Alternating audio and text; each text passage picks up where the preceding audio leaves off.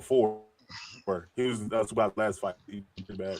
So that's why I'm like I knew from watching that fight, I was like, oh, okay, Subot's not an amazing like whenever he was involved, I was like, oh, he probably lost. Like even if you say he put up a good fight. Like, well, let's see how much of a boxing fan Lactoid is really, because when I prefaced this topic just now, I mentioned there were 3 other major fight cards. So Lactoid, which other boxing card did you watch this weekend? Wait, in the same event? No. There was 3 other major boxing fights. That's the only one I watched. Oh, wow. So clearly he didn't want to watch the WBA, and WBO strawweight titles up for grabs. No, I wanted to. No, sorry. I wanted to watch the guy with an SS tattoo. WBO. And they painted over the SS tattoo. And WBO. In the middle of the fight, because of all the sweat, the paint came off. And it was like all of his Nazi tattoos started coming into focus throughout the fight. It's crazy. It was entertaining. It was. Also, Gabriela Fundetta. Do you have a favorite current pro fighter? Heavyweight championship title? What'd you say, Bam? So, I was saying, do you have a current favorite pro fighter? Like, you look like a Canelo fan. He's in the Great White Hope. No. He's Mexican, first of all. Hold on, give me a second. So his name is escaping me. He just retired. It's like the Nicki Minaj situation. So something crazier to me. Got posters of boxers in the background. I think maybe we have a different definition of fan here. I like boxing and I watch it. I'm not like Gibbs probably knows more than me. Just to be clear. I wasn't claiming anything crazy. I wouldn't like. I'm not doing the anime thing. Like, name your first 17, blah blah blah. I was just Terrence Crawford. I like Terrence Crawford a lot more than Canelo actually. Okay. I thought he did really good that fight, but I think he's retired after that fight. He said he's done. I'm pretty excited. Pretty excited for the Jake Paul card coming up. Yeah. That was not entertaining. Unless Jake Paul says something racist. Immediately. No, Gina Carano and Ronda Rousey. I think we gave it like 15 minutes. We can stop the sports. I was just curious. Once you said that, I was like, it piqued my interest. I learned something new about it. So last week, over the week, fucking the guy who would sell me shawarma sandwiches decided to drive his car into the synagogue. Did you guys hear about this Michigan? The guy in Michigan who drove the car into the synagogue. You knew the guy? Kinda? Bro, that was like, yeah, but that guy of course legitimately worked. That guy legitimately worked as a sandwich salesman. We got the guy that was with Charlie Kirk, and we got the synagogue guy now. So like one person removed from the Prime show. To be fair, he killed himself. What kind of operation better than Prime? What kind of operation? But we're all gonna be able to watch this because of Prime did his show. That much about private property. The only thing that was damaged was him in the building. Listen, man. That guy. I don't think that was his intention, though. No, hell no, that wasn't his intention. His family apparently, like his mom and brother had died overseas, and I mean he went crazy. I don't know what the fuck. The guy was just like happily selling shawarmas every day, and then I guess when you lose your mom and brother, what will do you have anymore, homeboy? Apparently, shawarma wasn't that good. Lactoid? I mean, eating shawarma will make your religious experience. If oh my god, it's Randy Savage. They still make those? Yeah. And hey, if they want to pay me, I will endorse them because I actually like them. I actually believe in the product. What a man of character! I believe in Slim Jims. But yeah, any thoughts on the situation? Multiple things. One, like going back just for a moment, the Floyd Mayweather thing. Floyd Mayweather only fights people he's positive he can beat. So yeah, he's gonna be up an old man. That's what he's gonna do. Just like with what's his face? The big fight that happened. Remember the big fight Floyd Mayweather and the Logan Paul? Conor McGregor? Pacquiao? No. McGregor? Pacquiao. Yeah. Pacquiao was old. But Pacquiao seemed like he was old. He was old, and then he probably didn't do stop taking steroids. Well, I think Pacquiao threw the fight as well. I remember that fight. That shit was bad. Pacquiao he was the print king of what you call it. But Pacquiao, I'm about to say Floyd did require him to go through testing, and I think I like I like Pacquiao. He was an extremely talented fighter, but I will say from the time that Pacquiao took a drug test, he never had another knockout in his career. Yeah, like there's a few of those guys like that. Verdum's like that too. Like he got blood tested and he tested clear, and he had no more knockouts. In any case, I think Pacquiao's also a shitty person, so fuck him. Like fuck them both. But like Floyd Mayweather, from everything I know about him, he's just a generally awful person. And he makes sure that like the reason why he's undefeated is because like he doesn't want to fight people who could actually touch him. A lot of the boxers do that though. It's called like can crushing. That's like a thing they all do. I mean, he beat everybody. You can argue they're like lawyers. But lawyers want to go up against anyone that can beat them. Yeah, you like protect yourself until you get to like in a position where you have to he just doesn't go for knockouts anymore. I was about to say, but Floyd is probably the most pound for pound talented boxer of all time. That's debatable, but yeah, he's got to be top 3 for sure. Yeah, he's got to be top 3. But in any case, so like moving past that, hold on, let me do a super chat, then I'll say other things. Thank you, my listening library, again for being kind and helping us out with the super chat. Says the Jake Paul card is for the older fans. Yes. Diaz versus Perry and Rousey versus whatever name is fun. I hate his politics, but Jake is great at marketing MMA and boxing. Also, he's got a rematch from UFC 3, Royce Gracie versus I can't think of the guy's name off the top of my head, but yeah, that's another one. It's definitely an older person fan. Like, this is gonna sound really weird when I say this. Jake Paul's company, after 3 cards, is in the running for the best fighting company this year. Like, arguably, after the 3 cards he's ran, like not because they're the best like skill wise, but because they're the most like entertaining overall. Like that female fight card was outstanding. They got I mean, like, I don't know, boxing in itself is just not nearly as popular as it used to be in America.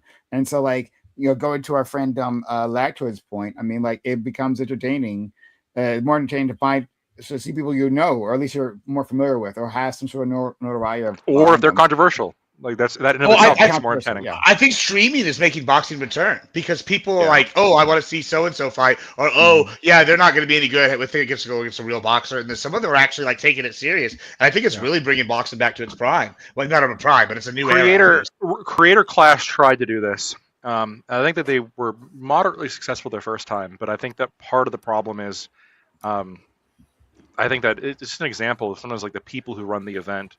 If they don't know how to run an event too well, it can be a massive negative and a massive drain on the actual purpose of the event. I think Aiden Ross is just better at running events. I think that's what it is. For all of his faults, the dude knows how to make something entertaining. This was okay. It's not like Jake Paul's where it's like a professional and there's like it Netflix made money. It made money. I'm sure it did, and I'm sure they're gonna do more. And I hope it continues because I actually do enjoy boxing and MMA and whatnot. But like, I think that it's. Like this is a new opportunity. I think Creator Clash is too soon, right? And then you had like, remember what was that Bully Beatdown with Mayhem Miller? Like that was like on the right path towards this, but it was like still too soon. And now we have people that have their own, like if Aiden Ross hosts something, people are going to watch it regardless, right? Jake Paul hosts something, people are going to hate watch it, and people are going to be like stands. And I think we're at this point now where some creators actually have enough pull to like, if they put their name behind it and put any kind of seriousness into it, they can put on good shows. And I think it's a really exciting time. Here's what I think exemplifies the big difference. Gypsy Crusader called Aiden Ross the K word multiple times to his face and threw out plenty of slurs. And Aiden Ross still had him on and still wanted him to fight and has publicly said that he would have him fight again, right? I mean, sorry. Aiden Ross doesn't care about being Jewish. Yeah, hold on. Yeah, hold on. He did. Hold on. Hold on. He wore a yarmulke there the whole thing. But with Creator Clash, but with Creator Clash, Sam Hyde, pissed off iDubbbz and Anissa, and so then they cut him from the event, and they cut anybody who was associated with him from the event. I think there is a stark distinction between these two responses, and I think that Aiden Ross's approach clearly is better for content. Clearly, it actually creates a more stable If he said something, he came for something he actually valued, it would be different. Like if he talked about his sister, he might have cut him, or something that like Aiden Ross. But Aiden Ross doesn't. I don't think so. I don't think so. I don't. So, hon, Aiden Ross is like Aiden Ross would not care if someone said about his sister, right? Like this guy, like the reason why he does so well in streaming is because like he has no morals, right? People with little morals do extremely well, in social media space, right? The narcissists and the insane individuals, right? Like these people, like they blossom, right? They're willing to do anything. They're willing to say anything. They don't really have any. Do you like right? Sam Hyde? They're willing to take it to the next level. I have no idea who that person is. Good answer.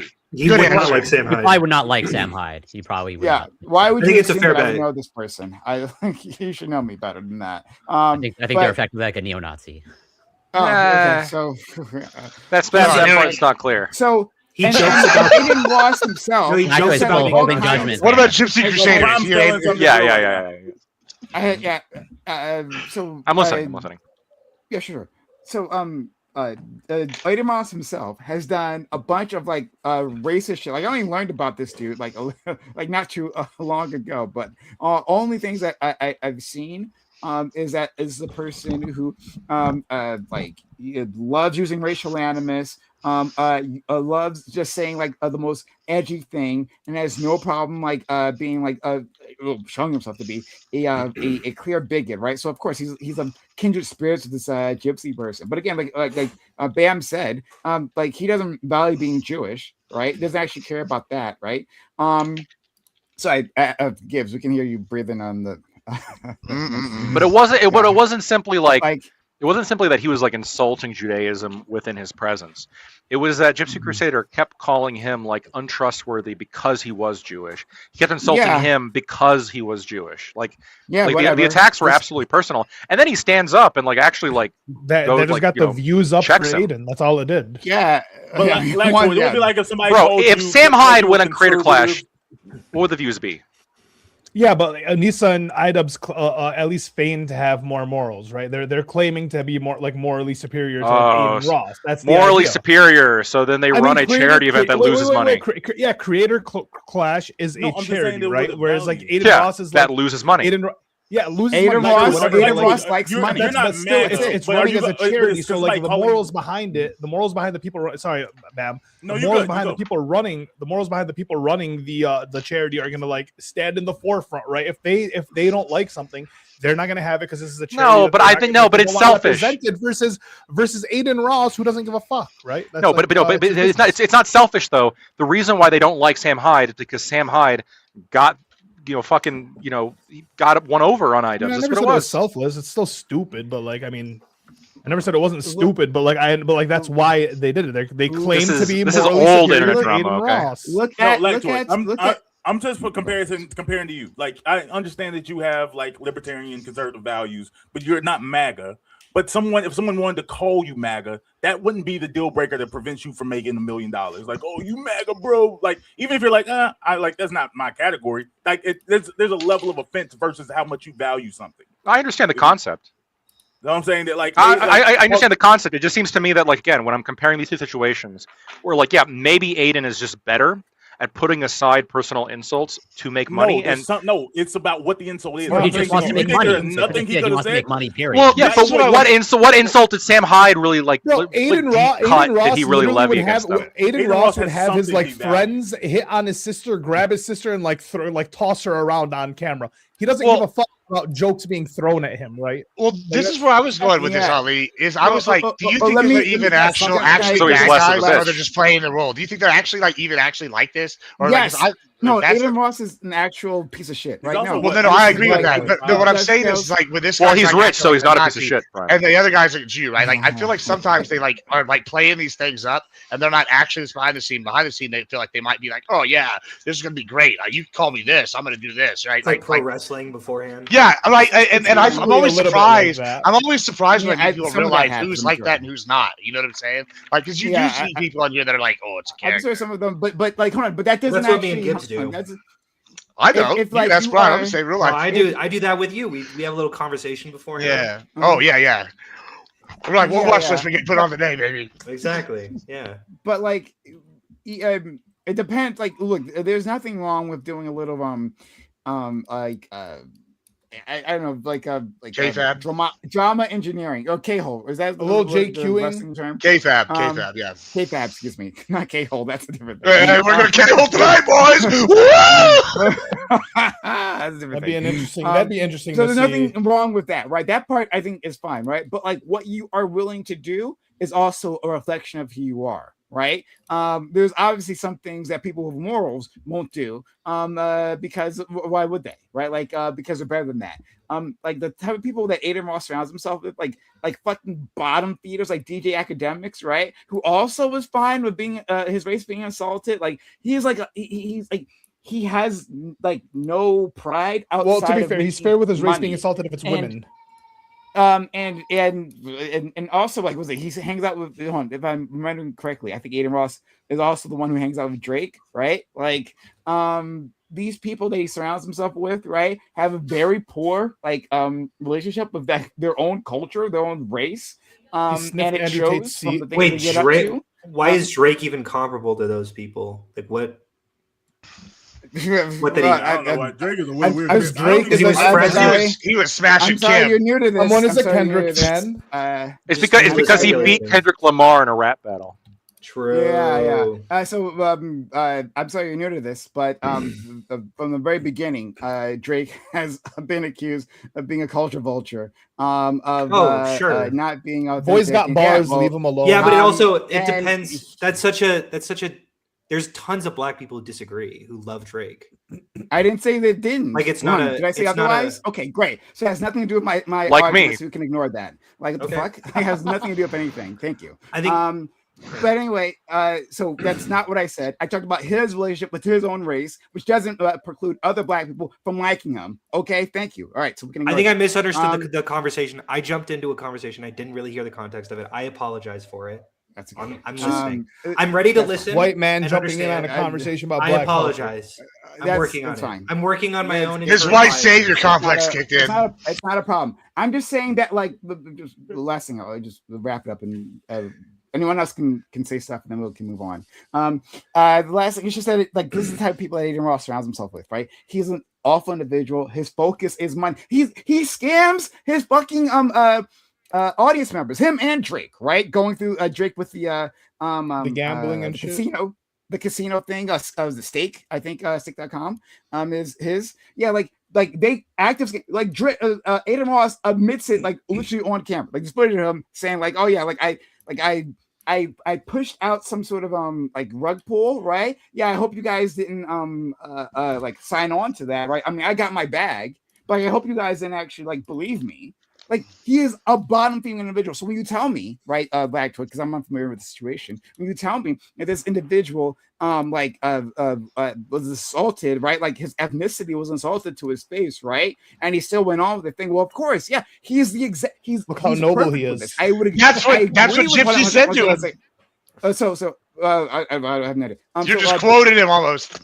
Okay, sure. Well, actually, like that type of person, right, is the exact type that would be amazing promoter, right? He has no scruples, right? Like even was it Mike Tyson's what's his something King, his promoter. Don King. Yeah. This guy was also like an awful individual, right? Ever, yeah. Right. Yeah. Phenomenal Disgusting individual. Fantastic boxing promoter. So Adin Ross definitely has it in him because he has no morals whatsoever. Now I'm done. Chris Kardashian. I love that they put a John King knockoff in hockey. That shit was hilarious. Also, Gypsy Crusader said almost exactly what Prime said though. He goes, "This is why I don't like you," because he's like, "It's because you're whatever." He's related to Judaism. Yeah, and then he said, "No, I know you didn't," but he's like, "It's not just because that." He's like, "But when I say you act like this is the kind of behavior that you're doing. You wanted me to get paid and beat up because this." It's like all the same. It's kind of funny that it's like other people say it. Yeah, the similar thing. I want to respond. So, Prime, you could be right about everything you just said. You very well could be right, but I'm telling you, I found it to be highly entertaining, and I watched it, and I did not watch Creator Clash. Have you ever watched like Too Hot to Handle? Yeah, but I'm sure you watched. Wait. But did you watch TPUSA before, or did you watch it after Erica took it over? I didn't really. TPUSA is way more entertaining after Erica took it over. You know. I don't know because the only episode I watched was the one that Vance hosted after Charlie I'm got just shot. saying it's way more entertaining, and whatever it takes to get to the top and make it entertaining, you're okay with. So No, that's not what I said. There's no way. That's not what I said. I'm not okay with like murder and rape and stuff, but like saying some racial slurs, Aiden yeah, I Ross think so. is- That's fine. I was about to say because he is straight to pick on top G right after the rape. Like here, he was like, here's a great example. Like you there's tell me if talk- Andrew Tate wanted to come on here, y'all wouldn't have Andrew Tate on. Well, Andrew Tate. I want to talk about Andrew Tate. So it has been suggested Andrew Tate challenged Gypsy Crusader to a fight. For the right amount of money, maybe that could happen. Shit out of that. I would watch that. I'm thinking most like does anybody else Andrew here say Tate they... looked much worse than super hot fire or whatever they did in that fight. Oh, and Andrew Tate would win. Andrew Tate would win. Did you see his last fight just recently? He looked Yeah, bad. He looked bad. It does. It doesn't matter. Like he has more Yeah, it fighting matters. experience. If you don't train at all, and Bro, you're gonna be fast. Gypsy looked bad. He didn't look good. Like yeah, he beat Super Hot, but he did not. Look good. Super Hot looked about 100 times better than Andrew Tate did his last fight. You really think so? They were Andrew real Tate bad. looked bad in his last fight, man. Yeah. And it was just. He looked like he'd been smoking cigarettes every day for a couple years. That'd be like if I went in there and I was like, I'm competing in the world. he smokes like 3 cigars a day. Doesn't he? Does smoke like massive amounts of cigars? Exactly. You know? There's no way this guy's got cardio. He thinks he's smoker from One Piece. It's not. There's no way he's getting in there and fucking whooping that ass, bro. I don't see it. But he fought like what? Isn't Chase Demore is a real professional fighter? Also, I'm pretty sure he didn't fight like an sure. So my point to you, Lagtwid, is simply That's a is good that like point, I I guess. agree. I don't know what the celebrity clash thing is. I have no idea. But like it makes sense to me that you'd be entertained by this because I imagine By slurs. Ada Ross. Yeah. No, sorry. I was slurs. going there. Yeah. Oh, sure. Aiden Ross. Yeah. I got you. Yeah, I wasn't going to. And the slurs. So Ada Ross is like he sounds like the perfect promoter. So I basically agree with you emphatically about this guy, right? Sure. Yeah. So go ahead. Yeah. Honestly, I'm about to say last thing about say in regards to them, I'm curious before we move off of it. Like, and well, it's not really about Aiden Ross. It's about the archetype that he displays. And there's a lot of like people in this streaming space that do it. Like, does it at a point does it become sort of almost weaponized ignorance? Like, I'm not saying that a lot of these streamers aren't dumb, but like, do you think that I'm not even saying intentional, like they lie, but do they avoid information, like looking into things? So they can always have the cop out of, I don't know, bro. I'm just a dumb streamer dude. Whenever, like, no, they did not do that with this one. At least. He was. I'm not talking about like, fight. I'm just talking about in general, like how Aiden and Aiden kind of like steers into it. The Like, Nelk boys, I think the Nelk boys did something like that. Yeah, they When steer got, into everything. They want to take the benefits while it's like they people were like on stream with Trump, like while they're riding a wave, and then when things turn negative, it's like, bro, I don't know nothing about this. I think they're all still pro Trump. I'll say with Aiden though, at least on this one, they won't vocalize it. They'll just say like, I don't care about politics, bro. It's less cool now. I'll say with Aiden because we're not in election season. Of course, it's not as cool now. I was kind of surprised with Aiden though. I don't know if it's his money brain talking, but like Black Toy was describing, like obviously all the announcers were super against like Gypsy, right? Yeah, we all heard Black Toy, right?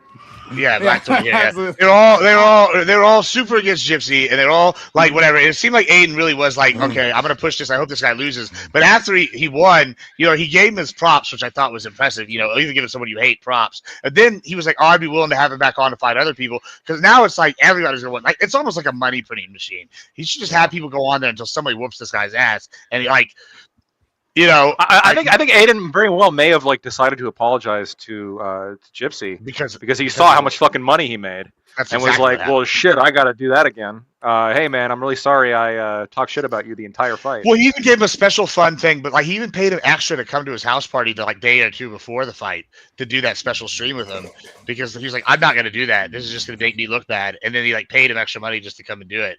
And he's like, I'll pay you as you walk out the door. He's like, okay, bet. The funny thing was they tried to schedule his flight, and he refused. Gypsy Crusader refused to allow them to schedule his flight because he didn't want Mossad to kill him. He was very, very specifically like didn't. Now I'm sure there's like a meme behind that as well, but it is like he is like paranoid actually, like because like why else would you be crazy? Or he just gets a lot of death threats. I mean that probably has a lot to do with it too. Joker has but Mossad. Yeah, I mean, I think the Mossad thing is a joke, but I think it probably was due to some concern of safety. Who's worse, Crusader or Strickland, in your opinion? Who's like the worst like villain? Because Strickland probably is Sean Strickland. You know who Sean Strickland is? The guy that's like, he's like, oh yeah, we're gonna all beat his ass because all this bullshit. He said all this wild shit in Houston, and he's like, oh yeah, by the end of it, all the Mexicans are gonna be rooting for me because they like to see people whoop that ass. Supremacists, I typically don't watch. I don't keep up track of the white supremacists. I think maybe the guy. I think maybe the guy with the SS tattoo is probably like a more villainous. Fits that archetype. Oh, I'll say. I wanted to say the one thing about the Mexican judges because that's what you asked us previously. Yeah, because they were accusing the commission of being racist when they gave GFC the win. So okay, one, I don't think it's necessarily again as a person who only is familiar with the story because you've told me about it, right? Fair enough. Okay? Fair enough. I think it's completely unfair from at least your description to necessarily say no matter who the judges were, right? Yeah. Like unless you have some sort of hard proof, I think it's completely unfair. That being said, oh my God, Gibbs, you're breathing so fucking hard. It's like crazy. Like, he's a big man. He needs a lot of oxygen. That being said, like just because they're Mexican doesn't preclude them from being racist. Like, what does that mean? Well, no. Okay, I see what you're saying. The reason why that was relevant is because the very specific accusation was, I bet them judges are white. I bet they're white. Okay. That's why they get the win. Doesn't make you not white. Also. That's true. I'm not saying Motherfucking look at Gibbs. Whoa! This is slander. That's just completely irrelevant. Yeah. I was just pointing out being Mexican doesn't make you not white. Isn't Nick Fuentes Mexican? It's not a race. It's not a race. Louis C.K.'s also Nick Fuentes just doesn't understand. He's getting rounded up in like the third train car, not the first two. I'm just look. I'm just gonna say like you're not wrong that you can have like a Hispanic, white Hispanic, white Mexican. Yeah, sure, you can have this. But like, those weren't them. But when you say like, why did they give him the win? It's because those three judges are white. The fact that they're like mean is someone like white, they mean is someone like me. That's what the kind of person that would rock with SS tattoos or something along these lines. That would nobody like Factoid, yeah. No. Let's clip that. Roger, you got the hat. The hat. But no, yeah. So the hat and to be clear, again, but even then, like in your formulation, I understand what you're trying to say, Lactoid, and I agree with you. I agree with what you're trying to say that like they meant some sort of like Anglo, waspy motherfucker. Waspy, yeah, exactly that, right? However, to be clear, and this is not directed at you, this is directly at the concept, right? Sure.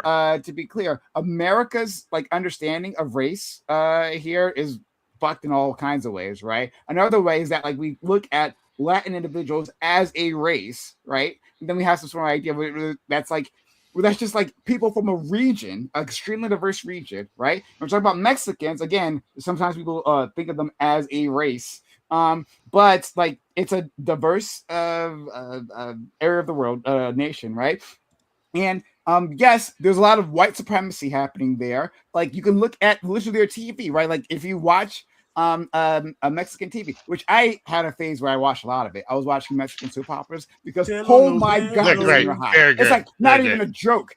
Like they don't skimp on like the beauty there. Like they got supermodels up in there. That's amazing. So they're not white supremacists. They're just ugly supremacists. They don't like the uglies. Yeah, they don't like that. No, you're talking about colorism, right? The colorists. No, I'm talking about white supremacism. Again, like why? Yeah, if you're lighter skinned and you live in Mexico, you're like a higher social class. It can be both. Right? I want to disagree with something. I want to disagree with you in a second. Sure, in a second, please. Those things can work in conjunction, right? Colorism and like racism can work in conjunction. So, but they work together. But in any case, I'm talking about white Mexicans. White Mexicans dominate like their media landscape. I'm not sure about necessarily their politics. I don't know enough about that part, but that part that other part I know. Sure, but I would call that colorism. I wouldn't call that white supremacy. Why would I care what you would call? I don't know why you think. No, because you're drawing the distinction. And I don't care. Oh, we agree. No, actually, racism. Hold on. No, we have different racial groups. Fight, lefties, fight. In Mexico. So why would I call it racism? Being prime. Why wouldn't I call it racism? Huh? Explain. Why would you call it racism? Why wouldn't I call it racism? If they got different racial groups, I'm talking about one racial group having preferences there. Yeah, colorism is a form of racism. Oh my God, ignoring you. Wow, don't waste your time, Hunter. I mean, honestly, what the fuck is happening here? I don't know what you're doing, buddy. Like, knock it off. Any which way. Is anyone on my side at all? I'm just curious. I don't care. Sorry, hon. We're not gonna distract you with this. Like, okay. I'm not doing this with you. Thank you. All right. Within this within that nation, you have all kinds of people, but we have in America we have a certain idea of what those individuals look like. I remember in college, last thing I'll say, I remember in college I was watching those Mexican soap operas, right? Because again, those women are so fucking hot, it's not even close. Oh my God, they're so amazing. I remember a friend of mine, white friend, right, like lactoid type of white, came to my room, right, and I was, talking about it, and he was like shocked. Like, this is Mexican, like this is a Mexican soap opera, right? Like, but they're not Mexican, are they? I'm like, well, of course they're Mexican. Like, no, they're not Mexican, are they?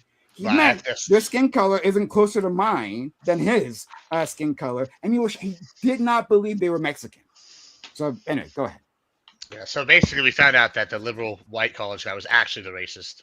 I don't know if he's liberal. Because he couldn't believe that there were people of color. I don't know if he was a liberal. I don't know what his politics were. I wasn't political enough to ask about that stuff back then. So we're just gonna assume because he was in college, so he must have been uppity and like Sorry. Apologies, Lactoid. Go ahead. No, I'm all good. I'm gonna give my very nuanced and educated opinion on race right now. Okay. So I think that white, let's run with white. I think black, you can also say this, but I'm just going to run with white for a second. And then I'm also going to make it about black because I think that'll help kind of convey the point. Okay. White is sort of, so yeah, it's a race, but in the American context, it's a little bit different because it also conveys an ethnicity. There is when you talk about a white American, in the same way that when you talk about a black American, is a black American, could this be somebody from Nigeria? Yeah, no. Racially, but ethnically, not really, right? In the same way that when you're talking about like a white person, like, from like Germany or from Mexico, yeah, racially they're white, but they're not like white American. When you look at white people in America, there's all, they draw their ancestry from all sorts of different, white countries, but there is still this kind of uniform ethnicity to some extent of like a white American identity. In the same way, I think that you have a kind of a uniform understanding, somewhat, of a black American identity. I think this is also true when it comes to Hispanic Americans, where yes, racially they may be considered white, but the fact that we know what the judges were referencing when they called the judges white, and then when it turned out that they were, Hispanic, that it didn't really fit what we were trying to get at. Well, what were we trying to get at? We understand that a white American, that kind of ethnic group, is different than white Mexicans or white Argentinians. I think those people have more in common. Are real far apart on what those people are. Like German descent, and from 1940s. I know, but I understand they have German descent. Again, I understand they have German. I want to respond to that. I think because I don't disagree with you. I think that I think that on because obviously my name Black American Made. I think that there's a. I was literally about to point to your name. I actually wasn't paying attention to your name when I was going. I actually didn't even notice. Really? Wait, you're black? I don't see color. Right. Yeah. You're black and made in America. I think that there is a uniqueness to on an individual level. I think that there's something you speak to, but I think when you speak to a group, I don't think you would make that designation. So it depends on the context of the conversation. Like if you go to, I don't know what, if I'd say black neighborhood, let's say, I don't know, Queens, New York. You would say, like you go to Jamaica, Queens, New York, and be like, oh, there's a lot of black people. This is a black neighborhood. But most of them, a lot of them wouldn't be Black American, but you would still consider a black neighborhood because there's like here now. There's some Black American, there's some Dominicans, there's some people from different things. You would just say like, oh, and once you put them in a group, like, oh, they're black people here. The same thing I would say that like there's white in Queens. So it's this simple. Look, and we had this conversation on all black America. Sorry, all black everything. Sorry. The hidden agenda. The hidden agenda. He dropped it. Yeah. All black everything. Sorry. Like, and because this has come up many times, right? When we're talking about like what blackness is, but it applies to others, right? And so this sort of dovetails what you're saying, Lactoid, right? But expands on it a little bit is that what people mean, right, when they're talking about race in America, in the American context, right? They could talk about ethnicity, talking about culture, right? Or they're talking about genetic/heritage. And like they can mean any one of those things at a different point in time within the same conversation, right? They're saying the same word, race, right? Or they're saying white, black, right? They're saying that, but then what they're pointing to is culture, or ethnicity, or genetics, right? Or a mixture of those things, and they keep changing that. And so, like, to have a useful conversation around this, right, and to not get extremely frustrated with each other, right, it's much better to just say exactly what you mean, right? Point out what you're saying. So, yeah, I agree with you in that, like, people were, according to your retelling of this, people were trying to convey, right, a white ethnicity, right, being like a Western European American white type of ethnicity. Yeah, American white, right? But also, like, there are people who come from that same area, right, or same area, but from a different nation origin point, right? So maybe that's something else I should actually add on to. Maybe nation too, right? Because sometimes they like when you say they're white, they might be associated with a certain nation, so that might be another thing too. But like a point of origin. Sorry, it might be an easier way of saying that. So I hear what you're saying, right? These things are all mixed up. But that doesn't mean that on the other end of it, right, that this terminology doesn't mean that our understanding of these other nations like is correct, right? In popular imagination, when in the way that we discuss these things, right? That's why my friend back then could have been surprised that there were light skin, blue eyes, blonde hair Mexicans. He was shocked by this idea, and I'm guarantee you, he's not the only one. Right? No, for sure. So yeah. But I was about to say, I was gonna add like the second part of that is the also appearance. Like I said, yeah, I think it depends on what you're talking about. Like I would say, appearance doesn't necessarily have to do with genetics, right? So sure, you can have very quickly someone who has skin dark as mine, and similar features, right? But they're not black. There's a correlation, like that wrestler chick. So there is a correlation. But they don't always match. But so they're saying, is like, you don't look black, and you're not having a black. Here. If her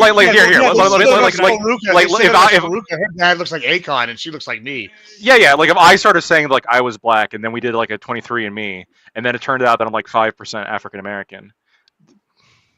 Am I black? Yeah, genetics. No, for sure. Genetics is part. Like I said, genetics is part. No, but it's not. But it's genetics and experience. I will say there's a blurry category whenever it comes to like anything that we're talking about. Because I could look at someone like Logic, the rapper. I think most people are surprised when they find out that he's black because he's like the whitest black person you've ever met. Yeah, no, fair. But if you look at it, he has to remind his audience because everyone's like, at what point is it no? Wait, but hold on. Even then, Logic can't be jumping all the time. Yeah, but listen, Jack Harlow, it's the same thing with me, right? Like, God damn it, I don't go sit here and start using the S slur for Hispanics, right, all the time. Because if I did, people like that guy jump him. Same thing with Logic and like Jack Harlow. They might be, black, but they can't be out here dropping N-bombs. He does Jack Harlow. Jack Harlow's not as many as some people. Not as many as. Jack Harlow isn't black. Here was my point. Yeah, Logic says the N-word all the time. But I will say Jack Harlow just dropped an album called Monica. Logic says the N-word all the time. I will say that it's interesting that when we look at like what makes a black person, you could look at something like what they look like, and that clearly isn't a designator because you can find people outside like Logic who don't look black, but they would still call themselves black. And I would assume, I think it's fair to say the black community accepts him as black. And you could say that it's a cultural distinction, but also there are people outside of the culture. Like you would still call Jaden Smith black, even though he definitely didn't grow up in like a black culture. And then you could talk about like specific signifiers within the community that they don't necessarily associate with, but that's still like it's a blurry category. So anytime you try to like put guardrails around something as blurry as race, you're probably going to find yourself in an awkward situation. What about it, race? I would just say what I wanted to say is like I would say that most people associate a show like Boy Meets World as an all-American white guy's dream, even though it's about a Jewish kid. Whoa, well, that's because Jews are white. Hold on. Whoa, now we're saying really wild stuff. Hey, I'm Jewish. I can say now we're saying real wild. Listen, who decided that? Who decided? Where's that fucking guy? Because you guys look at me and call him. What's the 7 Deadly Sins guy? Where he's like, who decided that? That's what I want to know right now. Yeah, the Jews that came from Europe being white, who could have figured it's because that? You guys look at me and think of me as white, even though I've got a Jewish dad. Yeah, well, you don't see colors. I'm saying, but there's a reason. But like again, when it's relevant, there is a strong argument. I agree. I agree with that. Like there is a strong argument against the idea that Jews are white, right? First of all, you have there is a distinct ethnic, like genetic background, like what Prime was talking about. For sure. But then there also is the argument that for many historical reasons, there really is like a very separate culture that evolved really outside of what we classically would call white America. I agree with this. So ethnically as well, there's a difference. I will say that like is there wait, an hold on. ethnic difference between like there is. They've done tests and stuff, like an Ashkenazi Jew between a European. Yep. There's a difference. Yeah, of course. Yes, they're pretty. Yeah, Middle Eastern DNA. Much more like for Middle Eastern DNA. Wait, hold on. I want to say. Much more so. I walk around as a white man, and that's mostly because I'm perceived as a white man. But I do think there was a controversy, or I was part of a bunch of conspiracy theorists, and then someone found out that my dad was Jewish. And all of a sudden, it was here we go. It's like, wait, hold on. I don't think I'm white anymore. Wait, is your mom Jewish? I'm being perceived. No, my mom's not Jewish. But that's I knew there was a reason people kept saying Mossad was in on his You're not Jewish. I'm not Jewish, but like, then let's go to Bam after that. Sure. All I'm saying is like, everything is very contextual because I don't even very often call myself Jewish because, like you said, my mom's not Jewish. Most Jews don't consider me Jewish. Some Jews do, though. Israel considers me Jewish. Like it's they're begging for you to, identify with. No, exactly, 100%. They're like, please, we need more of us. And I think that it depends on the day-to-day interactions because most people see me as white, but then that when someone sees me as Jewish, I suddenly feel that like I feel my identity sort of being looked at differently. You feel them placing a yarmulke on your head? No, yeah. I mean, you should see some of the DMs that I got on Twitter. Yeah, for sure. I felt the like some pretty aggressive anti-Semitism, and I didn't feel white in that moment. But like most days I do because most people see me as white. So it is very contextual, and I definitely believe that race is a social construction. And it only exists insofar that people see you as such. Yeah, exactly. So go ahead, Bam, and then our friend Gibbs. That was it. I'm gonna say I just thought that was like the Mexican judges could have been like very like tan and like Mexicans. I guess whatever the right word for that is.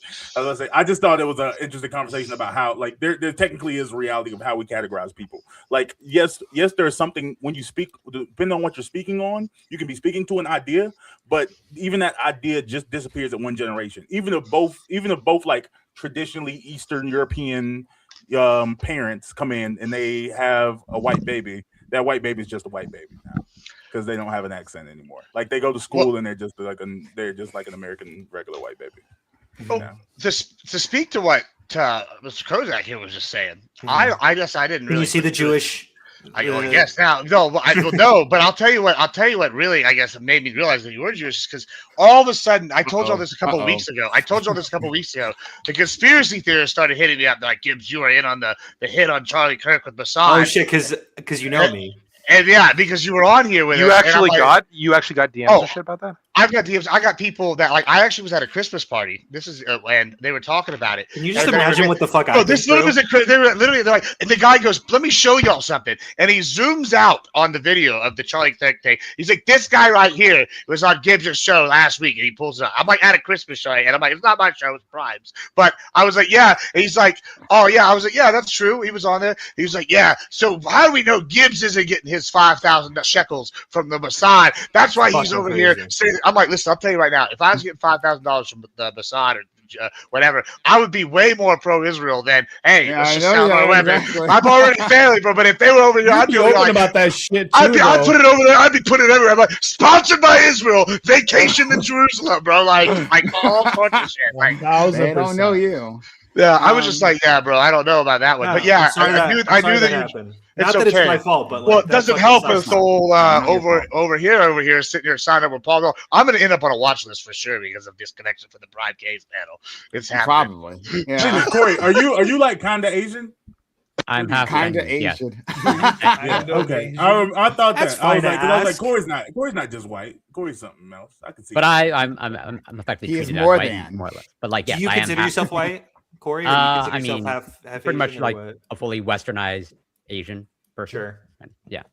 Do you consider Which Asian westernized are you? Asian or white? Which one? I Or mean, something else?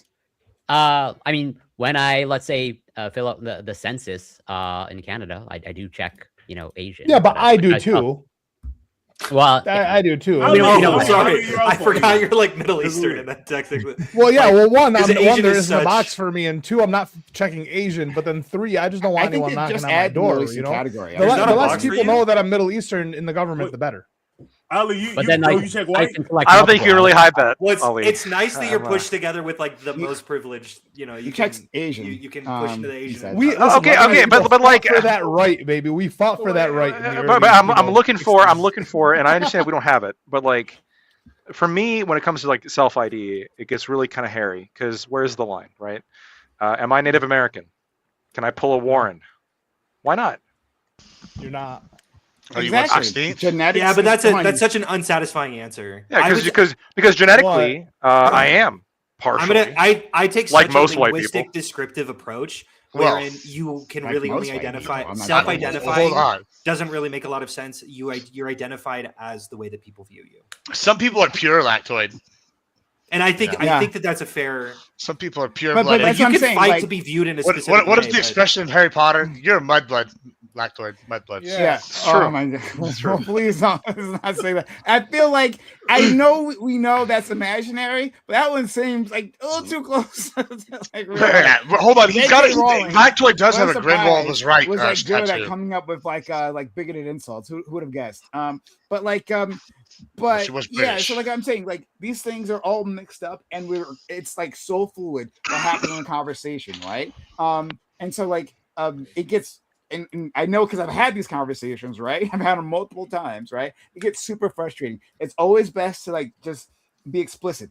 This is what I mean, right? When I mean black, I'm talking about your appearance, right? Because you don't have the appearance of being black, right? You may not have the black experience, was also part of being black. Would right? you take that away from them though? Would you say like you're not black in that way? Would you tell that to Logic? No, I have like so. I would. Someone's black. For logic, others- yeah, I would. I don't actually. I literally don't even know what Logic looks like. But If you pull him up, you're like, that's a white guy. okay. But what I was going to say is that like months ago I was talking to a woman who is half white and half black, but she is very much closer to our friend Lactoid, indistinguishable really. But Same she, facial like, hair, really? Same, yeah. Whoa! But no, like yeah. So, but like no one would say like by her appearance, you wouldn't assume that she's black. But she definitely takes her ethnicity quite seriously, right? And she feels that she's black. Her father, I've seen a picture of him. I believe I saw a picture of him. I'm almost certain I saw a picture of him, but he was like darker than me. And like she buys that, and then she has like sisters who like are because her mother had multiple children with and her like one of her sisters, for instance, is like dark skin, and so like her racial classification is important. I would not take away her blackness from her. I wouldn't tell her, no, you can't come to the cookout, right? Like Don't lie, you took a black card. You did it. You're like part of that. revoked. However, right, the way she interacts with black people is just going to be different, right? The way that she interacts with the world is going to be different. So her black experience is definitely different from my black experience, and that's okay to acknowledge as well. Sure. There's a really good Childish Gambino quote where he talks about like growing up super nerdy and like super different from a lot of Black culture, and he says like we all look the same to the cops, ain't that good enough? But there's a weird implication of that where it's like, well, what if you don't look the same to the cops? You know, that's not a weird implication. I think it's an internal. No, but no. But I think that's an unintended consequence from what he's saying. He's trying to say I'm part of the community, but in some ways he is also saying you're also not a part of the community. Well, I don't. That's kind of interesting. So hidden or any, but I don't think that's like an necessarily unintended, right? Many Black people feel that way any which way. That like, hey, sure, but I'm just saying that wasn't the point of the lyric. Well, it's kind of interesting though because I had these conversations on. We had these conversations in the Black community all the time, though, right? So this isn't it's a real internal conversation. I think that every group has this conversation. Well, forgive us for not knowing. But hold on, there's not being privy. This because conversation. I have this. Recognize your privilege. Hold on. I have this friend. His name is Diamond, right? And he grew up very nerdy. He's very like a dark, Diamond Yolian, right? Badass salesman. Anyway, he like grew up very like nerdy, and a lot of his friends are like did not grow up nerdy, and you can see a different like kind of like it was like he would stand out a little bit. And like I was talking to him one time about it, and he goes, "Well, it kind of reminds me of what you said one time." He was like, "Oh no, what did I say? I said all sorts of shit." And he goes, he goes, well, he's like, you're Hispanic, but you look white. So you'll go to a restaurant or something. They're like, oh, pinche gringo. And you're like, no, pinche güero. And then it's all fun. He's like, but you're like not brown enough for the Hispanics. And you're not white enough for the whites. And so you have this like quasi, like, nah. Well, I don't know if you even get the pass. But you're white enough for Mexico, though. You are white enough. I'll just escape to there, bro. You know what I'm saying? Yeah, my dollar will go further. My dollar will go further. Approach is to recognize that if I have to escape, I know where to go. I think that the correct approach is taking a descriptive approach where you say, okay, well, I'm not white in some circumstances and in others I am. And I think that it's fair to say to logic, in some circumstances you're not Black. So it's like gender fluidity for race? It's racial fluid. A little bit. I guess Rachel Dolezal. Was she Black? No, because she was she could get it though. Hold on, she was accepted until it came out that she wasn't. And I say, well, okay, well, hold on a minute. I said it before. I've said it for years. I'm taking a descriptive approach. Okay, so whether or not you're accepted by the Black community is the line. What? It's no. Whether or not you're all of it is part of it. No, so as long as hold on. So as long as Rachel Dolezal was kept a secret, she's Black, and then What do you mean? I can. It's quite simple. It's quite simple. Okay, right? All right, go ahead. Like, sorry. Don't worry, guys. I'm gonna solve race. Right. I'm just doing it real quick. Right. All right. Let's hear it. But no, like for the time, and I think this is sort of what Hunter is alluding to here, right? For the time that she pretended, right? And the world, she did lie. Okay, I know what you're about to say, but anyway, the world saw her as a Black woman. She was living a Black, which is what she identified that as. Discrete moment in time, right? So yeah, that's she's living the Black experience. Part of it is I know she but like I said, right? This is your in, parts brother. To this, right? And so there are people who have the appearance of being Black, right? But who aren't necessarily Black. But they have you just gotta get really tan. Ones who aren't like necessarily doing a spray tan or whatever, right? Gotta move to Florida. Who naturally look like a Black person who have the ethnic traits, but who aren't don't have like recent African heritage, right? Where do I fall on that scale? So these things like Hunter was saying are quite fluid. It depends on the context, and there is a context, not maybe in all contexts, right? Not certainly in genetics, but in a context, yes. She lived the Black experience, and I'll die on that hill. I think the context that when it comes to Rachel Dolezal, the only context I can think of that she wouldn't be Black are like rare medical reasons or whatever, right? Like the blood nitrate levels, etc. But when it comes to every social indicator, when it comes to how she was treated, when it came to her peer groups, when it came to everything, I mean, she was Black. That was the experience she lived. To a T. He's agreeing with you. Who are you? Who are you disagreeing with here? I think he's selling it to himself. No. I think you're saying I just want Prime to be prepared to accept maybe other white people who may follow this road. We'll see. No, but more than a FUBU jacket. Listen, Lactoid. Once that information got out, he goes, "You're no longer Black." You move to Miami. That's the part I don't like. Miami. I was saying, outside of let me pivot to something else relevant to the. I guess kind of a pivot to the topic. I think that it's interesting that like Trump has created this persona as the ultimate American, the true-blooded old school American, but like neither of his parents have any like American heritage. I think his dad's German and his mom is Irish, I believe. That's fucking American. Sorry. Like, but no, not even born here. German, like. But Donald was born here. Yeah, he was born here. But I'm saying that. Yeah, like, this guy's American. He's Americana, 100%. But that's how we define. That's how we define. But I'm saying that's what I'm saying. Like the point of like, oh yeah, like he's an American. So I'm as American as Donald Trump. But, like, what kind of American are you? I'm American. I'm as American as Donald Trump. That's a good scene. He's a family of immigrants. Like he comes from a family of immigrants, and his wife is. Yeah. Okay. Sure. I understand. But like. Right. But again, as a country of immigrants, okay, and maybe I'm a little bit biased here, being the progeny of an immigrant. Generally speaking, if you're born in America, and like again, you kind of have this very distinct, I think, American culture. You're an American. I mean, that's what we are. Yeah, unless you're better than you're Texan. I know it wasn't because of through his granddad, but like, what if you found out that Trump was an anchor baby? Would it change your opinion on the policy? If he was an anchor baby, I think no, he's still American. Born in America, grew up as an American. I will he's say, an American. Damn, I have discovered they don't care. If you're white enough passing, they don't care if you're an anchor baby. Is what I've discovered. I want to point something out on this. I think anchor babies are American. I think what's really interesting as well is we all recognize that if you're born in America, you are as American as someone who's been here for 6 generations. That is, largely speaking, there are other countries that operate this way, pretty distinctly American. Do we do that? Wait. That's kind of right. Mr. Brown, I agree, but more so than other countries. But that's different, though. As a first generation American, born of immigrant parents.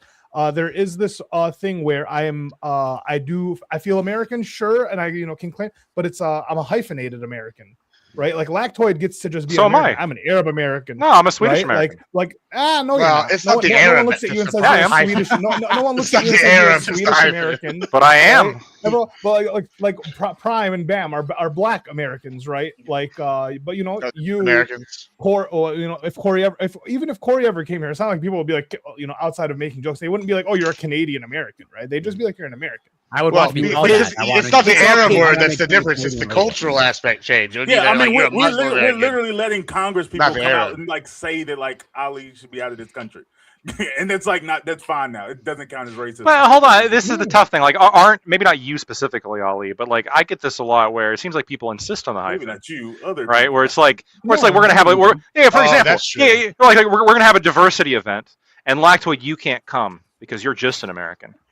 Well, that's because you guys forced the. Unironically, this has happened to me. You kind of have to claim it, right? It becomes the N-word for Black people. It's like, no, we're gonna reclaim that shit, use it for us, right? So like, we're gonna use the hyphen for us. Now we get to be exclusionary. Oh my god! Listen, that can't be productive. You only get reverse racism if racism ridiculous. comes first. What if reverse racism only happens? I feel like after something. I feel like it's fair for me to. Yeah, you can't exclude people for generations and be mad that they're excluded. Like that, be mad that they're like over there doing their own thing. Wait. No one's mad. Wait. We're saying it's unproductive. My mom came from Europe. What do you mean?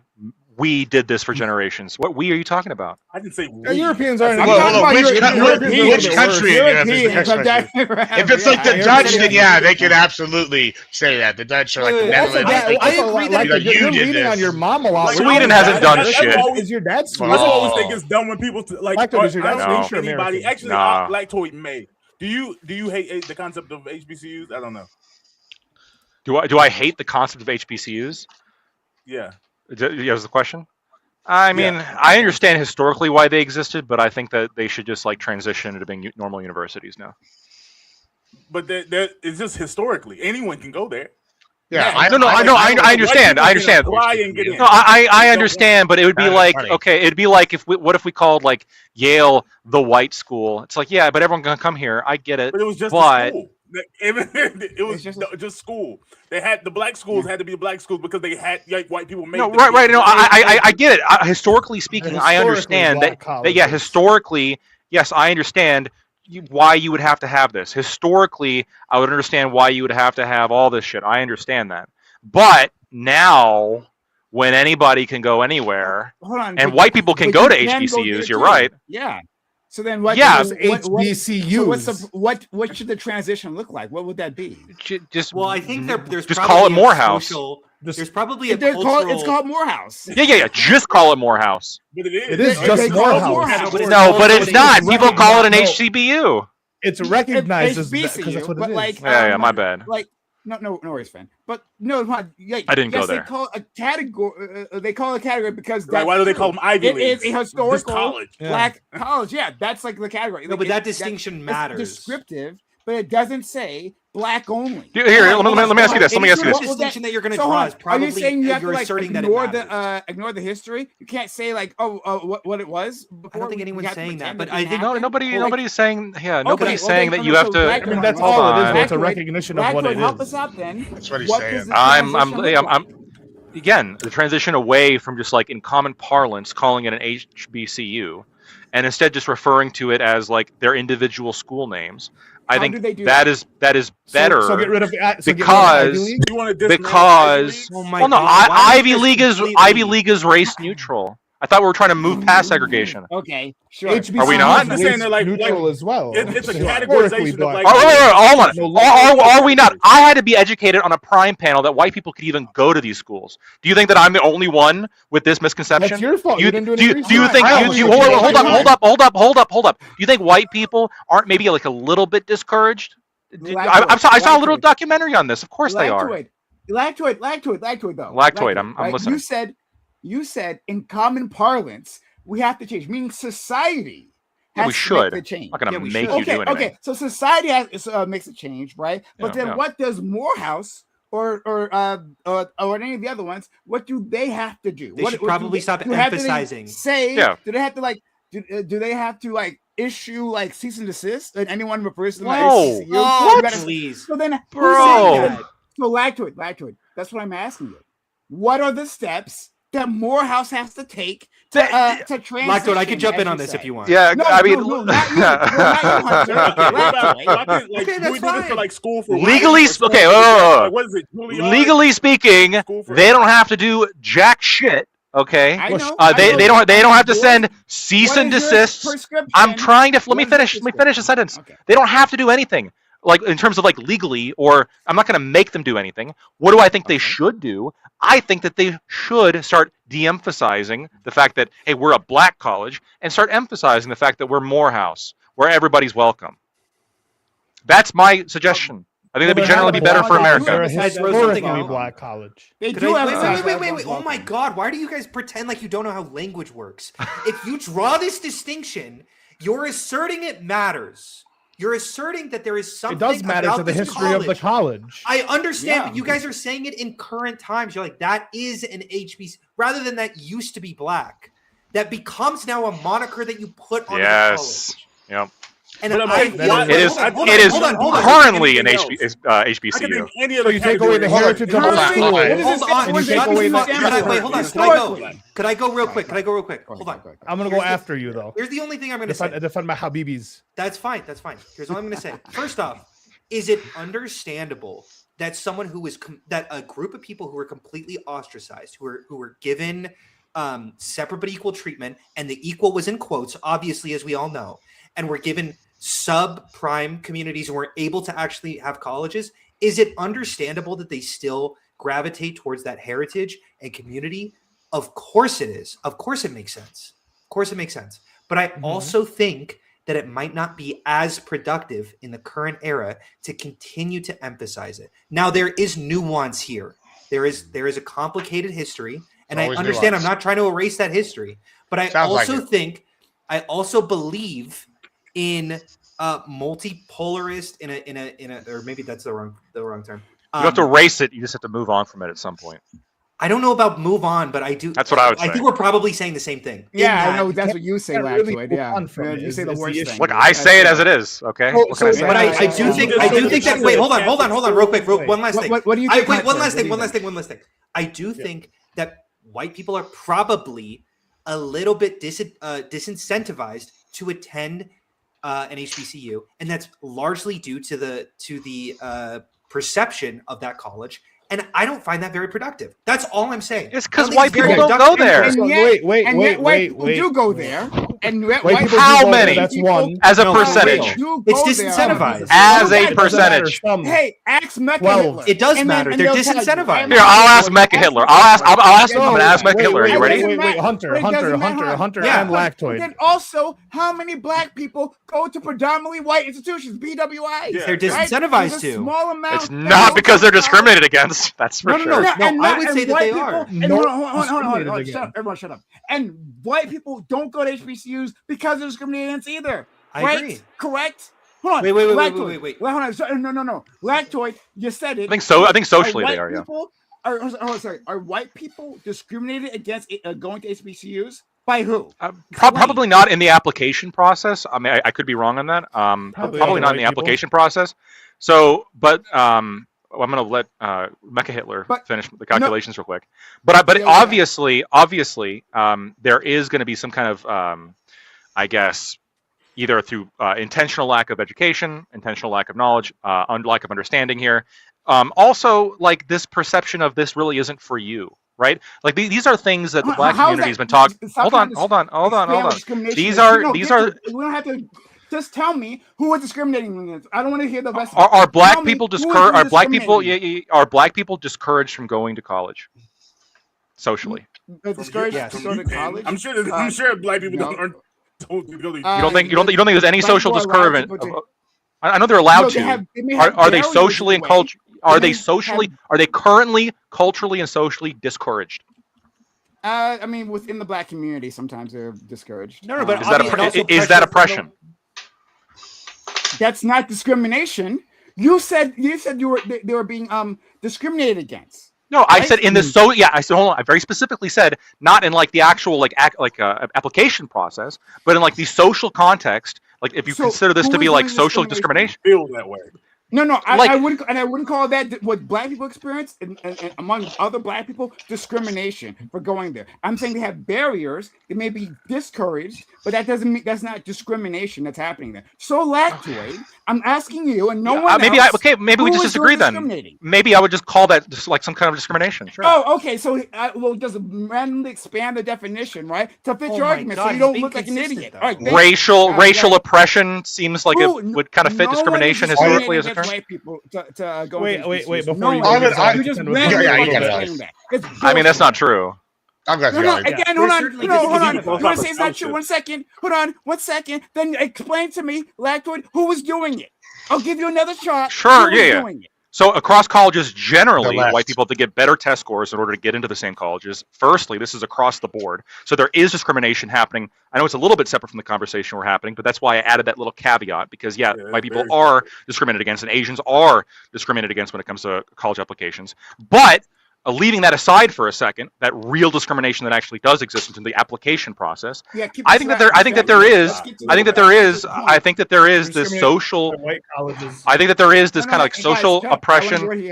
Yes, this kind of social oppression, social discouragement, social lack of understanding that exists. That I think it's not. If you don't want to call it discrimination, they can't go. Okay.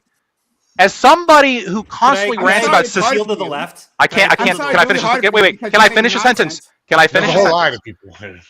Yeah. As somebody who constantly talks about how systemic discrimination happens and these systems are in place, the fact that you are demanding that I identify a specific person, and say who's stopping them from joining, from applying. It's the fact they don't feel welcome. It's the fact they don't feel welcome. They are called historically black colleges. Who is telling them? Hold on. Does that say that white people can't go there? That word. That implies it, right? It implies it. It really doesn't.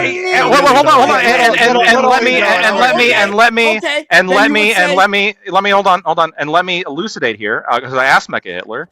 There are 2 white students out of a total group of enrollment in fall 2024 of 2,847. Why isn't there more white people? Which school is this? I don't know. It's Morehouse. Why aren't there more white people? No, I'm asking. I'm still waiting for you to. I think it's because they're discouraged. I'm asking you now. Why is there only 2? No, I won't. Why is there only 2? I'm not let me going to appeal. let you shift the language. What's the right number? There's a lie. That's the question you would ask. Everyone, shut the fuck up. I'm not going to let you switch move the language. Now it's just discouraged. No, you said discriminated against, right? You said there was oh my God, yeah, you're being obtuse. You're being obtuse. No, I'm you're being obtuse. I promise you are. No, if you want to roll back the tape, hold on. Asking. No, you're being obtuse. If you want to roll back the tape, I've explained this multiple times now, okay? Try to listen. In the application process, the only racism exists in affirmative action. That is what I'm talking about with that. But this obviously has nothing to do with the designator of HBCU, because that is irrelevant to affirmative action. So what am I referring to when it comes to HBCU?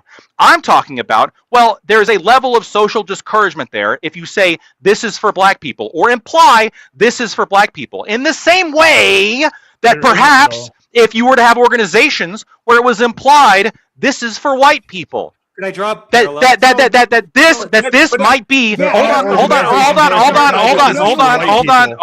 on.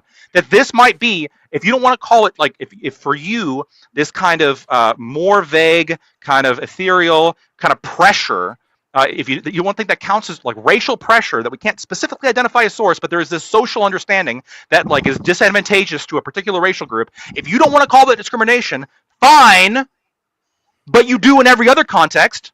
So it's nice that Lactoid has had to move the goalpost so fucking far. Roll the tape back. I've been consistent the whole time. Try to make something of this conversation. Try to make some, rather than simply saying, "Oh, maybe I misspoke. Maybe I overstated my case." Right? Rather than do any of that, he has to move the goalpost so fucking far, right? To say, "I guess there is some there's something in the air. There's a miasma in the country, right? Where like once white people hear the words HBCU." Right? That means that's discrimination. This is reverse discrimination. Calling HBCU, and they have to. And he said specifically they have to transition. Ask them what they have to do. Stop saying the word HBCU because it terrifies white people, and that's discrimination. Let me retort. Let me retort very quickly. No, let Ollie get in. I'll get in after. No, wait. This is very directed for me on a personal level, so I have to retort. This is systemic. It's disgusting. Okay, I have to retort. If there was a neighborhood where, like, yes, we refer to it as, like, historically this has been a white neighborhood. If they call themselves, this is historically a white neighborhood, and they put that on their fucking tagline, and they advertise themselves this way, what would your concern be? That's Lactoid, you're being stupid. Can I try? Like 85% of the neighborhoods. I would ask my first question. No, hold on. What would if a neighborhood advertised itself as a historically white neighborhood, what would that imply? Sure, I would do exactly what black people have done the entire time, right? We'd go live there. That's what we do. That's what we've done. That's what you want. Wait a minute. What you call Appalachian? Right? Wait, no, but they don't. What the fuck? Wait, hold on. This was the easiest slam dunk you guys had, and you guys go against this? Sorry, black people went to neighborhoods, right? That literally, like, were trying to keep them out through racial covenants, and they integrated those neighborhoods. That's what we had to do. We did exactly this. Hold on, you guys cannot be real. There are no racial covenants keeping white people out of areas. You're right. There's no covenants anymore, so it's no racism. Maybe you're right. Right? So you're bullshit. Maybe there's no more racism in housing. Desperately trying to find something. What do you think "Make America Great Again" is? What do you think all of these taglines are about taking America back to? It's embarrassing. They should have just said "Make historically white America great again." They should have just said that. No problem with there, right? That's what they're saying. No. They should have been explicit. They should have been explicit with it. They should have put that in the fucking advertisement. They might as well be. It doesn't matter if you're giving the same. Yeah, you're right. Trump bragging about all of his support about Jews and Hispanics and black people. You guys want them to drop the HBCU thing, which is just it's a suggestion. Retarded thing. That's fucking retarded. Because like schools have histories, they have heritages, they have a culture behind them, right? When you go and you look up Morehouse, right? If you look up the school and you look up what's going on in the school, if you remove that it's a historically black college, well then no, it hasn't always just operated as just a university, right? You don't get to just strip it of everything that built it to where it is today by being like, oh no, white people are discouraged by being there because it says it's a historically black college. I think you're the fact of the matter is, even if Morehouse were to drop the HBCU thing, there'd be another way that people would try to discourage you. Oh, it's not a good enough college. Oh, it's not an Ivy League. And so like when we say like, oh, Ivy League isn't like discriminatory to like Black people, it's like, yeah, kind of. They have affirmative action to try to bring Black people in, but and people of other ethnicities. But it's not like they feel comfortable there when they're surrounded by people who have heritages and lineages there, who can afford to be there, who have parents that have built the wings of these colleges and so on and so forth. It's like just because you tokenize some Black and Arabs and like whatever people doesn't necessarily mean that you make them feel comfortable when they're living there. So the whole like idea that Ivy League isn't discriminatory or isn't like discouraging for people, no, it is. But like once again, to strip away the history of the school makes no sense. You can't just rebrand the school when that's what the history is. Well, hold on before you go. Hold on, I got called out though. All right, I'm about to call you out worse in a second, so you might as well just give a. I mean, so what's really interesting to me here is that Socialist Lactoid and Hunter are the same tier, and they're doing the same thing that the lefty white libs always do. Is they want to erase your history. They want to erase all of our history, just like they right here behind me. You know what this flag is? I got told once by Prime that Texas is this racist country. Is that a Confederate statue? This is no. This is the Zavala flag. Now, I don't know if you know who Zavala is, but that is not a white guy. You know what Seguin, the town of Seguin's name? San Juan Seguin, who fought the Battle of Gonzales. Oh, Gonzales, that's another white name. Texas is vaqueros and Native Americans and some white people all teaming up, right? And so what y'all are doing is y'all do the same thing that the liberals do. They always do. They want to let's call it whitewash. They want to whitewash history in one way or another. So everybody's this androgynous, unracial mess. They don't care about anything. You just want to be a non-thing to it. As opposed to you want very enforced racial lines. No, I want people to be proud of racial heritage. I want them to have their racial thing. Okay? I want them to have their racial thing they're proud of, and then they bring it together in this melting pot, and it's like a colorful blend of culture where we're all more powerful together. You know, Prairie View A&M versus Texas A&M. They have two of the best bands in the nation. So you're advocating for white pride? Is that yes or no? Yes or no? I'm advocating for whatever makes you prideful. That may be. Yeah. Okay. That's true. What's wrong with white pride, though? Wouldn't this fall? You said people should take pride in their heritage, right? What is white pride? Unfortunately, the loudest voices pride in your country happen to be the worst of you, so that's kind of like your people's fault. Maybe there's some German pride, or Swedish pride. It's my turn, Gibbs. Thank you. I'm gonna not really respond to what Gibbs is saying because it was pretty silly, but I'm gonna respond to what Ollie. It's absolutely true, though. You do whitewash. Shut the fuck up! I'm going to respond to what Ollie was saying. Okay, so here's the thing. I look at this very similarly to girls are pushed out of STEM, right? They're pushed out of science research. Now, there is no... By who? Socially, I would say that. I would say that there is no, like, it's not like, you know, anyone's banning women from studying mathematics or science. But, like, there is slight social pressures every once in a while when a girl's like, oh, I would love to be a scientist. And everyone's like, scientist, really? Like, I think who says that? so. I think that's a social reality. I think that's. What if you heard someone say that to a girl and still want to be a scientist? I think my grandma. I think my mother-in-law. Once again, it is the white liberals being racist and like sexist. I don't disagree. Wait, hold on. I'm calling it. What the fuck? You can't find a single person who said it. Therefore, it doesn't exist, Hunter. Wait, hold on. This is obviously a reality that's socially speaking. Obviously, no. You got to find me a very specific person who said it. Otherwise, it's not a reality. Right. Okay. That's what y'all do to me all the time. Oh my god. Gibbs, I could easily point to stats that show as acceptance for women in STEM has increased. Stats because of acceptance. You can't use that. Don't respond to Gibbs and just finish your point, man. Cool. Here's my point. That is extremely difficult to slowly untangle because there's a lot of biases. There's a lot of different ways that we could do it. We could start making doctor more gender neutral, right? Because doctor has always kind of been masculine. You say doctor, you think of a man. Okay, we should probably start correcting that. Shut the fuck up, Gibbs. This is a known phenomenon that. No, it is. That's not true at all. Just shut the fuck up. Let him finish. Let him finish. Who is this retarded that you're like? Oh, like if I go over here and I say, I don't know. I wanted to hear your point, Andre. I promise. But I'm just really dumbfounded by this. Hold on, you just called my point silly, and your point is, oh, titles should just go away because it's gender fucking specific. That's fucking. That is exactly what you say. You're like, oh, doctor is gender fluid. That'd be like Reverend. Oh, it's not gender fluid. But you can put a title. If it's Dr. Mary Shelley, guess what? It's Dr. Mary Shelley. It doesn't matter if you're thinking it's a man. That's on you, fam. Wait, I'm sorry. So you're retarded. You're retarded, bro. Like Mary Shelley.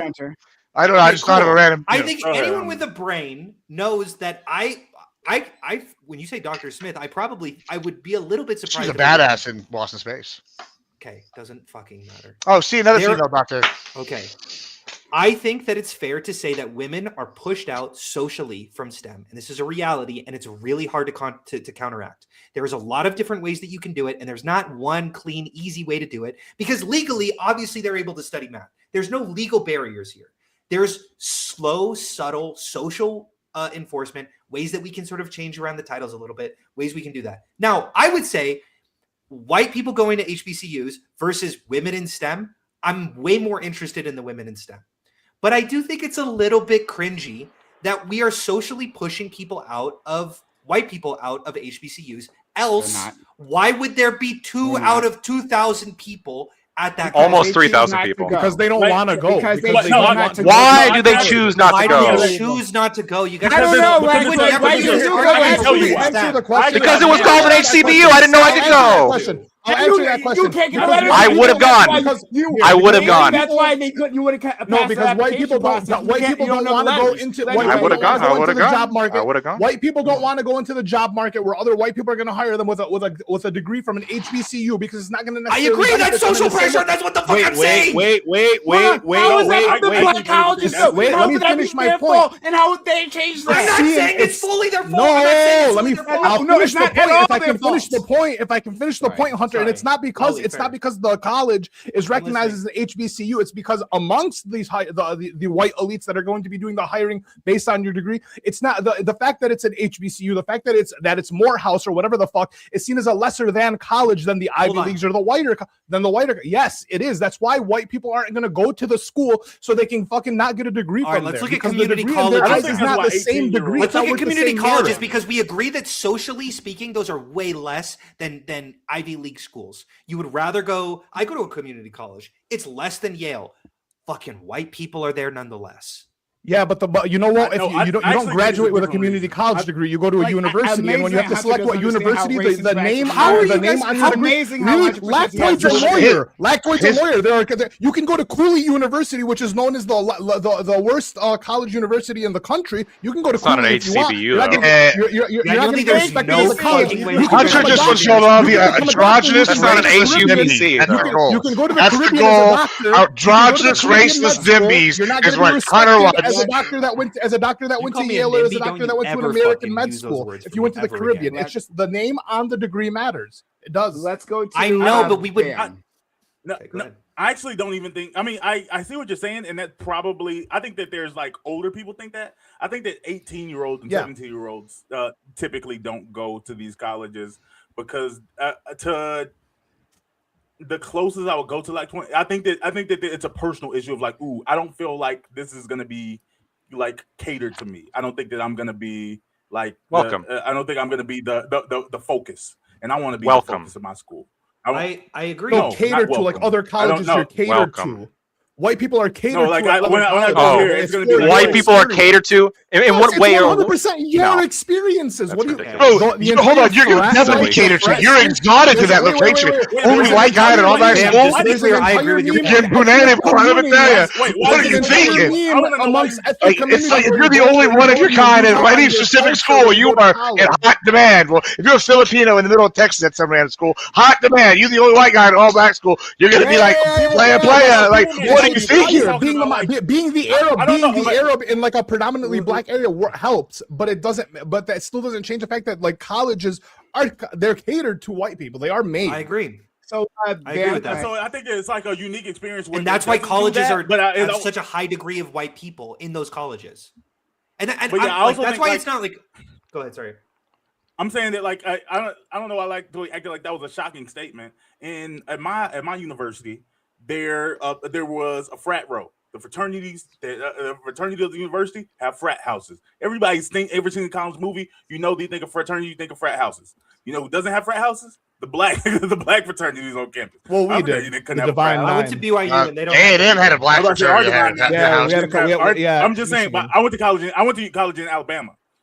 But yeah. In fact, Yeah. they took Pi Caps frat house from them on sorority road. Let Bam finish his point. We also got Corey. Yeah, I'm about to say there was even an open house that opened because somebody got kicked off campus. We put in for it. They didn't respond. They're like, yeah, no, that's actually not for you guys. Like, and that's one example. But like, yes, the vast majority of universities in this country don't build an experience that's catered to or based around a typical Black student's experience, like the types of music they enjoy, the types of things that they like doing. It's just not going to be based around a Black student. So, Bam, when A&M had the swag copter, when A&M had a swag copter and Kevin Sumlin, and they gave like the black frat house. Yeah, that's literally what he called it. He gave the black fraternity. That doesn't sound black. Hold on, Kevin Sumlin was black. That's what he named it, so I don't know. But whatever. He not saying that makes it black, but he also Pi Cap got kicked off, and they were put the black fraternity on sorority row, and they did all these things. And like then, like I don't know if you know this, but A&M's got that new money vibe ever since Menzel and all these people that used to go in there. And like when you're saying this, I just feel like it. Like maybe this is gonna be. You might agree. I think it's case by case. Like when it comes to these colleges. Like I almost went to Prairie View A&M, and they're HBCU. I almost went to Texas Southern. Like I got into both schools before I got my first choice. And those are both HBCUs. I didn't feel the same to Lactoid's right. Yeah, I don't feel the problem that Lactoid's saying. Like Lactoid, maybe he was just too up and thought he was too good. Why? Because I got an A&M and I've always wanted to go there, and they offered me scholarship in wrestling. So it's kind of the point, though, right? Well, no, it's not the point. That's not the point at all. Like the point. The only reason I went is because I wanted it. Went to his first choice. Right. But the fact that I was always mad. Means that you were in some ways disincentivized to go to that college. Yeah, but if I'd grown up, how? Well, hold on. They offered me acceptance first, and I wanted to go to another school because it was my first choice. There's no fucking way you guys would ever use this argument for any other situation. If I say, hey, there's a woman. But there's no African American person that's not going to go to A&M. She's like, look, I have two options. Okay, I have two options: science and dance. And I actually got into both programs, but I was really wanted dance, and that's why I went with dance. And I'm really hyped. I would say there is probably speaking, especially when we look at the stats, probably some incentive structure in which women are subtly pushed into dance. Yeah, but the example you just used with me was retarded. Hold on. No, you just used me as an example. Hold on, no. Before you go, because he just used me as the example. A&M and Texas A&M and UT Austin are the two top schools in Texas, bar none. Maybe Baylor for law after that or something. But those are the two top two. If you're asking me why, SMU. But SMU's that maybe if I wanted the religious stuff, but once again, even then, even I would have gone to SMU. I would have picked Texas Southern or the other one over SMU. But like if I was going to pick between UT Austin or Texas A&M or one of the other two I just named, obviously I'm going to pick A&M if I'm anybody in Texas. Like that's like not even a question. And like not only on top of that, they gave me money. So why would I not go there? Like what you're saying is like just blatantly not true. Okay, so can anyone explain why 2 out of 3,000 people are at black colleges? No, we don't have to explain anything. You guys have to explain. You're saying I am explaining it. I'm saying there's soft social pressures in which people would go, wait, isn't that a fucking why are you going to what's it called? Mooreville? So who was doing this? How the fuck are you going to Morehouse? Who was doing discriminating? Who's putting the pressure? Hold on. Is it Morehouse? Is it those institutions? I would say it's primarily white people. Lactoid said that they have to change. So Morehouse has to should. Hold on. There is a who is that multifaceted approach. From? There's a multifaceted approach. I would say primarily white people. I'd say primarily white people. Okay. So then why would they cater to white people? Who would have thought? Who would have guessed? Why would they cater to the same? Why would they cater to the same people that Hunter, are I'm just as the pressure? confused. No, Lactoid, you're just confused. Okay, wait. So you have a college that is just recognized. It is a historically black college, right? You're saying that a bunch of white people are discouraged from going there because it's recognized as a historically black college, and also that these same white people are being discouraged by other white people because it's a historically black college. So then you look at the college, and you go, hey, you guys need to reframe your entire. You need to rebrand your entire school to make white people. You guys should rebrand your entire school. Yep. To be accepted by these people, but even though we know damn well that if they do the rebrand, if they do the rebrand and to push away from the historically black college aspect, they're not going to be accepted by these same people that were already putting the pressure. The Morehouse name is already tainted. I think that would help. I agree. So then, what the fuck would they do? What are they going to do? I think that's what they're going to do. You got to do one thing at a time. I think that if you made it, yeah. It's not going to solve the whole issue. So all of this, the whole point is. Do you really think the issue with STEM? White people are uncomfortable somewhere. You have to change the world around. I'm listening to you. Go ahead. More comfortable, and if they're not comfortable, Prime likes talking over black people. That's discrimination.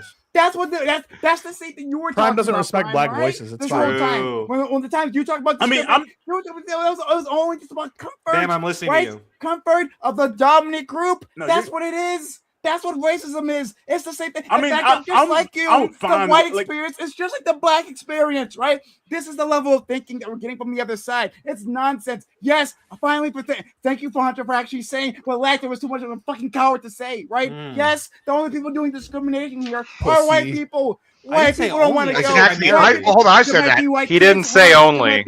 I said that white people are the ones doing it. You know, Prime, you are misinterpreting. You are not. There might be white kids who want to go, right? But then who's going to tell them no? Why are you lying about what Hunter said? They're white parents. Wait, why are you? Why? It seems like multiple times in this conversation, you're like intentionally reframing like terms to just like to be brazenly inaccurate. Whenever I'm saying like they should, that's what you're doing. No. Whenever I'm saying like they should do this, I'm not gonna stop. Hold on. When I say they should do this, you keep rephrasing it to they need to do this. You imply that there should be some force that they should be like sending. You're standing outside of the college. Cease and desist. Yeah, I'm actually. I'm yes. Yeah, my very lax prescription that I'm not going to put any effort into enforcing whatsoever is that they should. Stop! Please, can I please? Can I? Why should they? I know. I'm not. You're just. I never said you did. You are cutting me off. I'm confronting your opinion. You are trying to disrupt my thought process right now. So you use that term, and then when you were talking about Hunter's position, he says that, which I don't know if I agree with, but it's a position that he thinks that the primary discouragement is the fact that other white people are discouraging people, the white applicants from going to Morehouse. But he accepts that the fact that Morehouse is like explicitly racially branded does have a discouraging effect. Isn't that right, Hunter? Branded, that's its history. Right. Yeah, no, I disagree with but that's the brand as well. Oh, okay. But you characterized Hunter's position as not being that. Piece of history. He's not saying it's only white people, it's only the majority group. He's saying that he thinks that they should change the name because there is some discouragement. I'm sure he would also say that we should socially. No, hold on. One less sentence. I'm done. I think he would also agree, as would I, that we should convince white people to stop discouraging white people from applying to Morehouse too. Okay, yeah, absolutely. So who's doing that? Wait, half right then. Okay, great. He's half right. Whatever. Like, yeah, I was disagreeing with Hunter the entire time. You're thinking like I didn't spend the entire time telling you he's also an idiot for his opinions too. No, Hunter's also an idiot for his opinions, right? Like, in case you missed that part, I'll add it in there. Of course. So I moved on from his stupidity, right? And I was redirecting it at you towards my stupidity. You're too much of a fucking coward. Two birds, one stone. Coward to actually say what the problem is here. The problem was clearly white people, right? That's right. It is white people. Even you. Hunter, I'll contend with you. It's white liberals. It's always white people.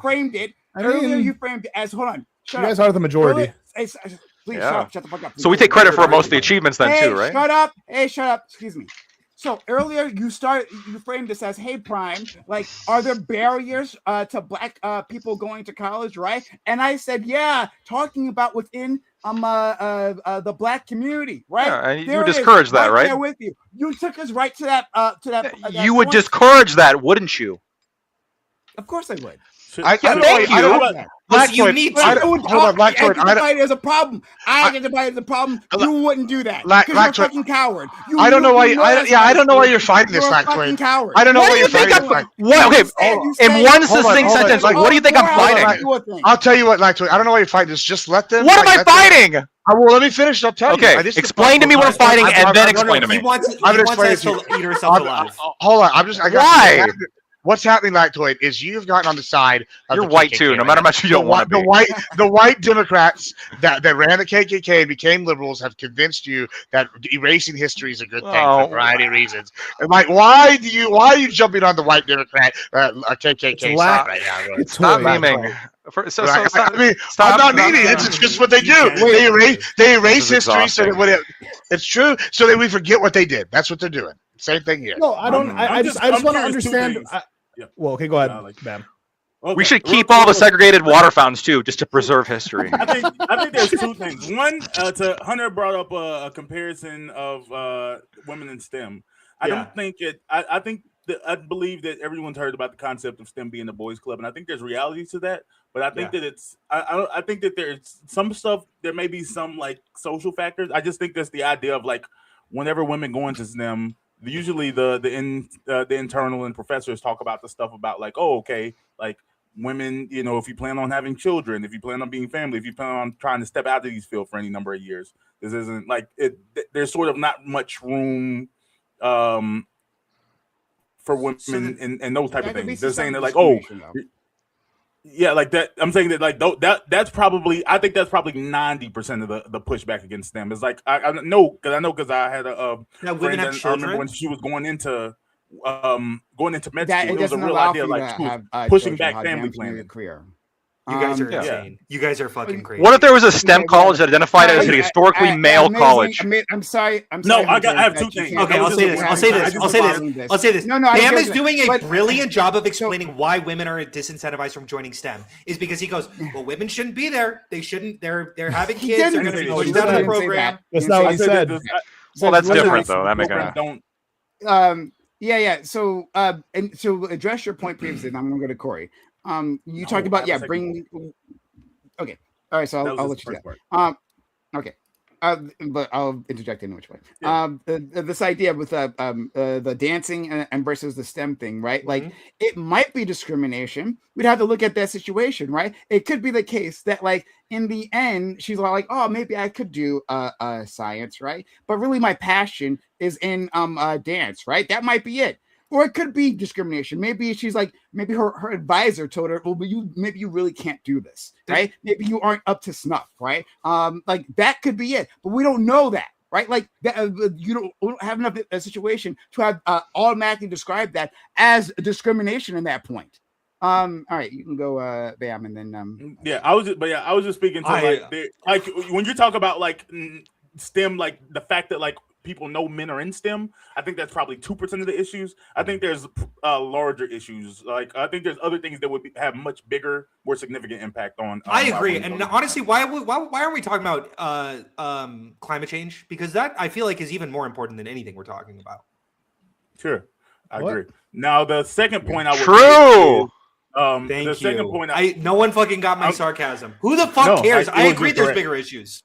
No, I'm just talking about like why focus on any of this? The reason why women don't go into STEM. The polar bears are dying. Make it seem like it was a significant issue. Was that like they're spreading? I'm saying it's a little bit of a problem. I don't think so. Not even a little bit.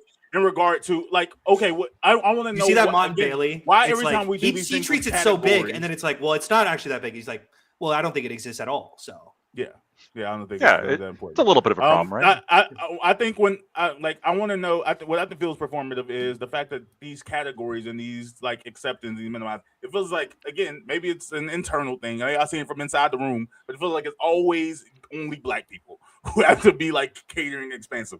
Like, tell me, would you want Gallaudet? Who said that? Wait, who the fuck said that? He said that's what it feels like. Now let me say it. Would you want Gallaudet University to no longer identify as a historical school for the deaf?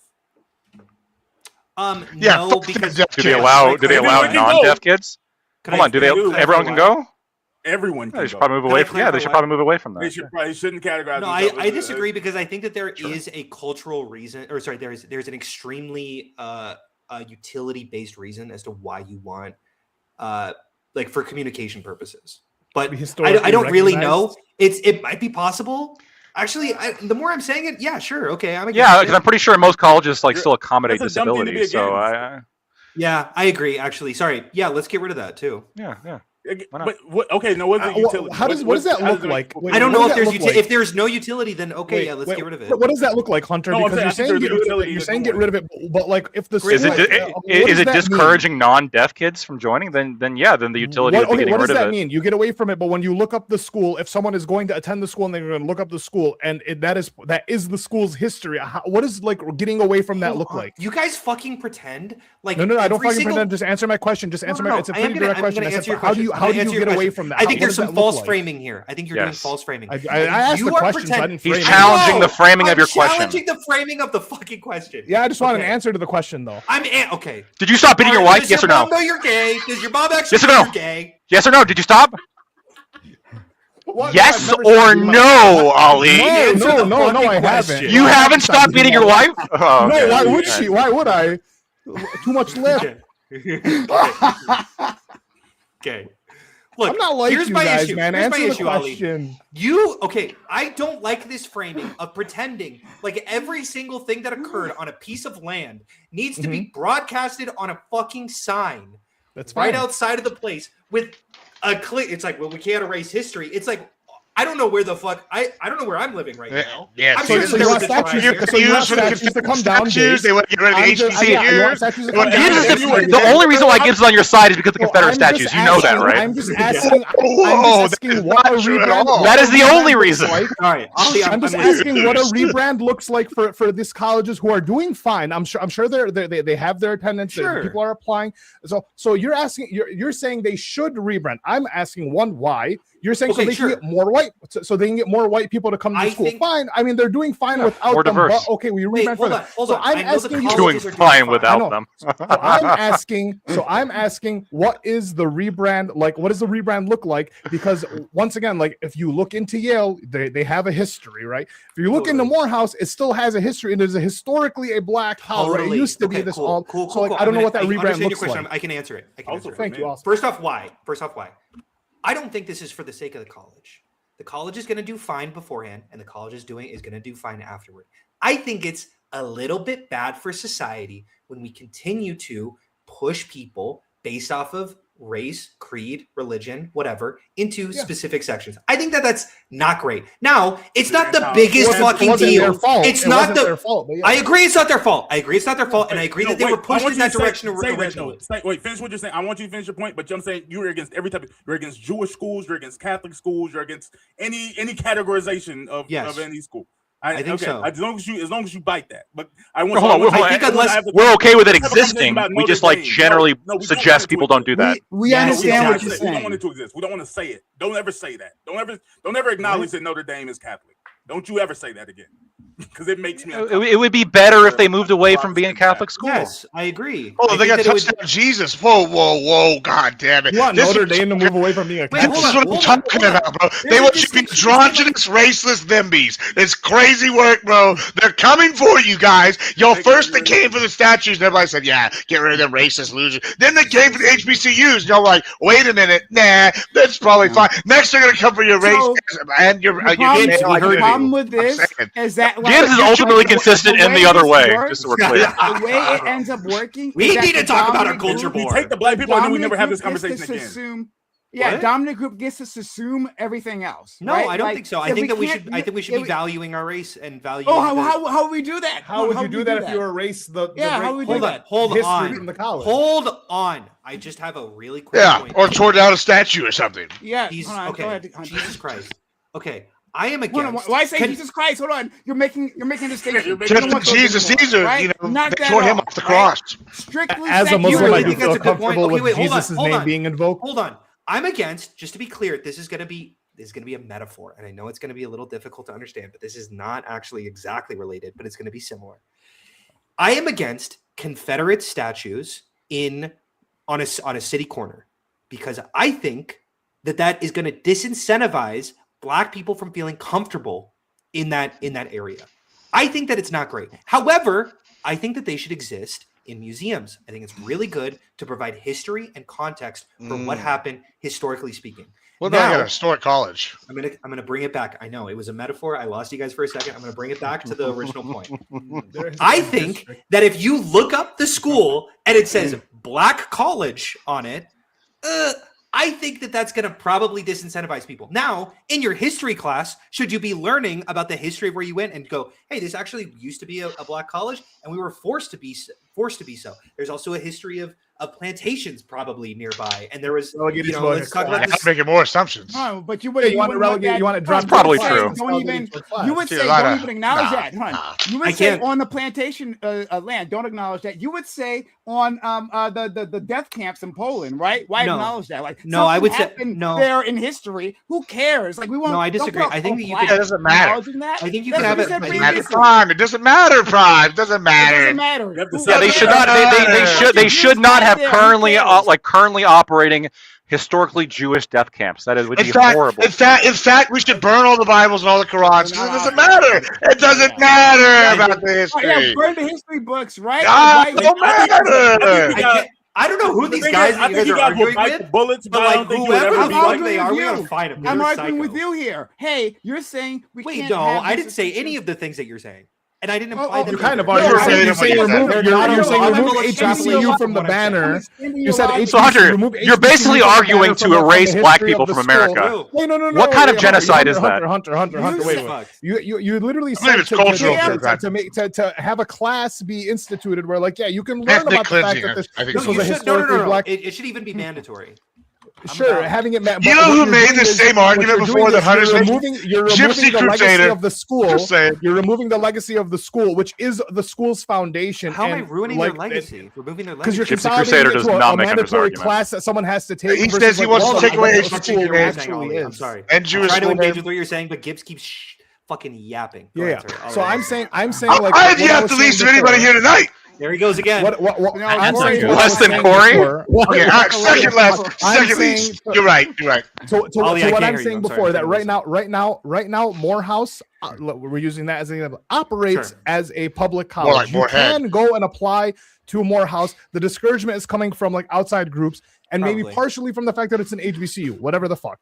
Yeah. But like what I'm saying is, and I think what like Prime and Bam are saying is that one, even if you were to remove this HBCU statement from the school, it's going to be tens of years before Morehouse becomes recognized. I've acknowledged this like 1,000 times. I agree, of course. I know you have. So like what I'm saying is like you think that the school should do this, deal with the tens of years, the generations of whatever bullshit that they're going to have to deal with in order to get recognized as just a credentialed regular basic college. What are you talking about? What are you talking about? They're currently credentialed.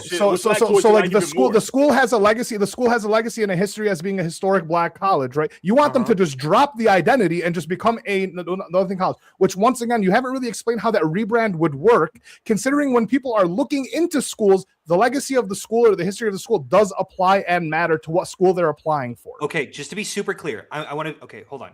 I just need to really make this fucking point because you guys really just dropped. Like Lactoid gave this argument, and I'm like, Lactoid, don't give that fucking argument. There's no way they're gonna breeze right past that, and you guys chomped onto it like psychos. If you saw a fucking neighborhood that said this is historically a white neighborhood. Mm-hmm. That shit would be blown up on Twitter immediately. You would they're doing fucking it right city now. Council would they're making a white neighborhood right now. Shut the fuck up. What are you talking about? And it's all over the news. They're making a white neighborhood right now. Today. What do you mean? What do you mean? There's literally a group of people building a town for only white people in America. Holy shit! Yeah. Everyone hates that shit, and that is on every news organization. Everyone's like, "What the fuck is this?" Sure, and guess what? Yeah. Black people are disincentivized from going to that place. Hold on. Unsafe in that. They place. say it's whites. Hold on. Again, you're a bullshitter. You're a bullshitter. Oh, I'm a bullshitter. They are saying it's whites only. They're saying we. Actually, okay, great. Well, sorry. Just to be super clear, Prime. But you said before that attracts them. Hunter, HBCU. Hold on. Is HBCU saying that Black people? But that was Ali's example. That was Ali's example, and I was engaging with it like a good faith debater does. That wasn't my point. Mm-hmm. I was countering Ali's. I don't actually Now, like, hold on. The reason I don't get upset about this is because I actually like. Wait, hold on. Prime asked me a question. Prime asked me a question. It's fine. Sure, It's fine. but let me finish this. I legitimately don't care about your opinion. Like, I'm not gonna get offended by this because I don't care about the opinion because I don't think this super matters to you guys in the scheme of things. I'm a white man. But the thing is, like, I can't. This is something I can't. It doesn't super matter to me. I know that you bit the bullets today about like, sure, what you call it? Notre Dame probably shouldn't be a religious school. Like, I know you can bite that bullet, and I acknowledge that for the sake of the debate. But like, the thing is, whenever, like, if somebody brings up the concept of HBCU, like, it's probably a 50-50 shot, really 60-40 shot. They will come up like, I just wish they didn't use those type of labels, like the whole black thing. Wait, but I like, agree. Yeah. But yeah, sure, and that's probably as far as it goes. But the thing is, like, if you, let's say we took the steps to get rid of it, and you would think like, yeah, I'm fine with going across the board. Like, I just don't know if someone's gonna bring up Utah, like BYU, and you're gonna say like, God, I wish that wasn't a religious school. I feel like people are like BYU, yeah, that's just the school in Utah. That's what they do. I don't think that people are actually gonna go across the board for it. I think as soon as black people give it up, it's just not gonna be an issue anymore. Like, I don't think it's a consistent thing. Wait. Are you sorry? Just want to be really clear about your argument. Are you saying that even if it happens, it's still going to maintain its like social legacy, and it's still going to be like he's saying that Notre Dame, like Notre Dame is like, yeah. Go ahead, Ben. I'm saying that I don't believe it's like, even though you bit the bullet in saying that like this is an issue I care about consistently across the board, I don't believe by and large that to be true. You individually may, but I think how this issue would play out in real, like, because some things there's consequences and outcomes. I think it's like black people shouldn't have those, black schools. I think if they say like, you know what, we're gonna ban that. I think if black people did the black school thing, I think we'd ban that. Can we calm down? I'm just working with. Right here, bro. It's an androgynous. That's what Punter wants for all. Fucking Gibbs, we heard it. Got it. Thank you. That's what I see. You're gonna go after Corey. It's called entertainment. It's facts. Yeah, I'm just saying that, like, I don't like. The thing is, I think that when it goes to any other category, it would be like a women's school or a school for the blind. I think I'm largely against women's schools. Yes. But I'm saying that I don't think most people would care anymore. I think as soon as I think they just don't want black people to have things. Wait, generally. Okay, maybe I don't. Yeah, wait. No, then I'm against that. If we just begin and end. Wait, no. You guys are pretending like I'm only having this argument for HBCUs. No, he thinks that's why most people have this argument. They're assuming that of you. Hunter. No. We're not assuming that of them, right? Sorry, I don't think like this. Wait, then what's your criticism of my point? I'm saying how it would actually work out in real life. He's saying we can say that your your motives, right, are exactly as you say, right? Like, not necessarily undermining your motives, right? It's like what you're saying could be true for you. But if we applied your prescription, right, and we understand you're not saying ban, right? We're not saying you're not saying put legal power behind it. Got it. Thank you. But that the way this would actually work in real life is that, like, the only thing people really care about is when black people, or there might be some other groups that we're but we're just focusing on HBCU right now, that black people give up their thing. Then criticize those people. It wouldn't be a. Yeah, I would even say, okay, then let's start with the others. It's not a criticism. It's not a criticism of you, though. It's not a criticism of you. We're just putting that out there. Okay. Well, it's okay. People are racist. Yeah. It's just a statement. Yeah, Yeah, we got to go to Corey later on. Sorry. Okay. Also, if we don't talk about housing, I'm going to flip out because this is the best. You're going to flip your house? Well, then you're part of the problem. I'll say this, and I'm going to go to Corey. This next. Avoiding racial conversations. Hunter, you white supremacist? Corey, you what? I'm saying you're part of the problem. No. White? You're part of the problem. Oh my God! Child of Yakub. I upheld. I'm saying, no, I'm saying you're I part uphold of the white supremacist values simply by existing. No, I'm saying you're part of the problem because you got to rebrand, Hunter. That we've been like distracting. Hey, I'm Jewish. Okay, I'm not white. All right. Okay. Any which way. Last thing I'll say. Then I want to hear what Corey has to say. Not even Jewish. Being the longest. But like, I think what this actually works out to be, right, which is why I have a big problem with I have a big problem with what you guys are saying for lots of reasons. But one of the reasons is that you're like, hey, let's get rid of all these distinctions, these little groups, right? And then what happens is, like, the dominant group kind of gets their way, right? You get subsumed into that, right? Yeah. And that's why, like, black people have their own spaces, right? They do that thing. Because, like, otherwise they don't get to have it. And otherwise they are people who are actively antagonistic to them, who try to come into these spaces or approach them and well, there's discriminate against them. I'll leave it there. It gets more complicated. But still, right? Yeah, like, that's bad. That like they degrade their ability to interact with each other, right? To have these social connections. That's why they do these things, right? That's the difference there. What about women's bathrooms? So to say that, like, hey, well, don't take the bait, everyone. Everyone lock in. I made my point. Let me just let Corey. I just don't. Okay. Okay.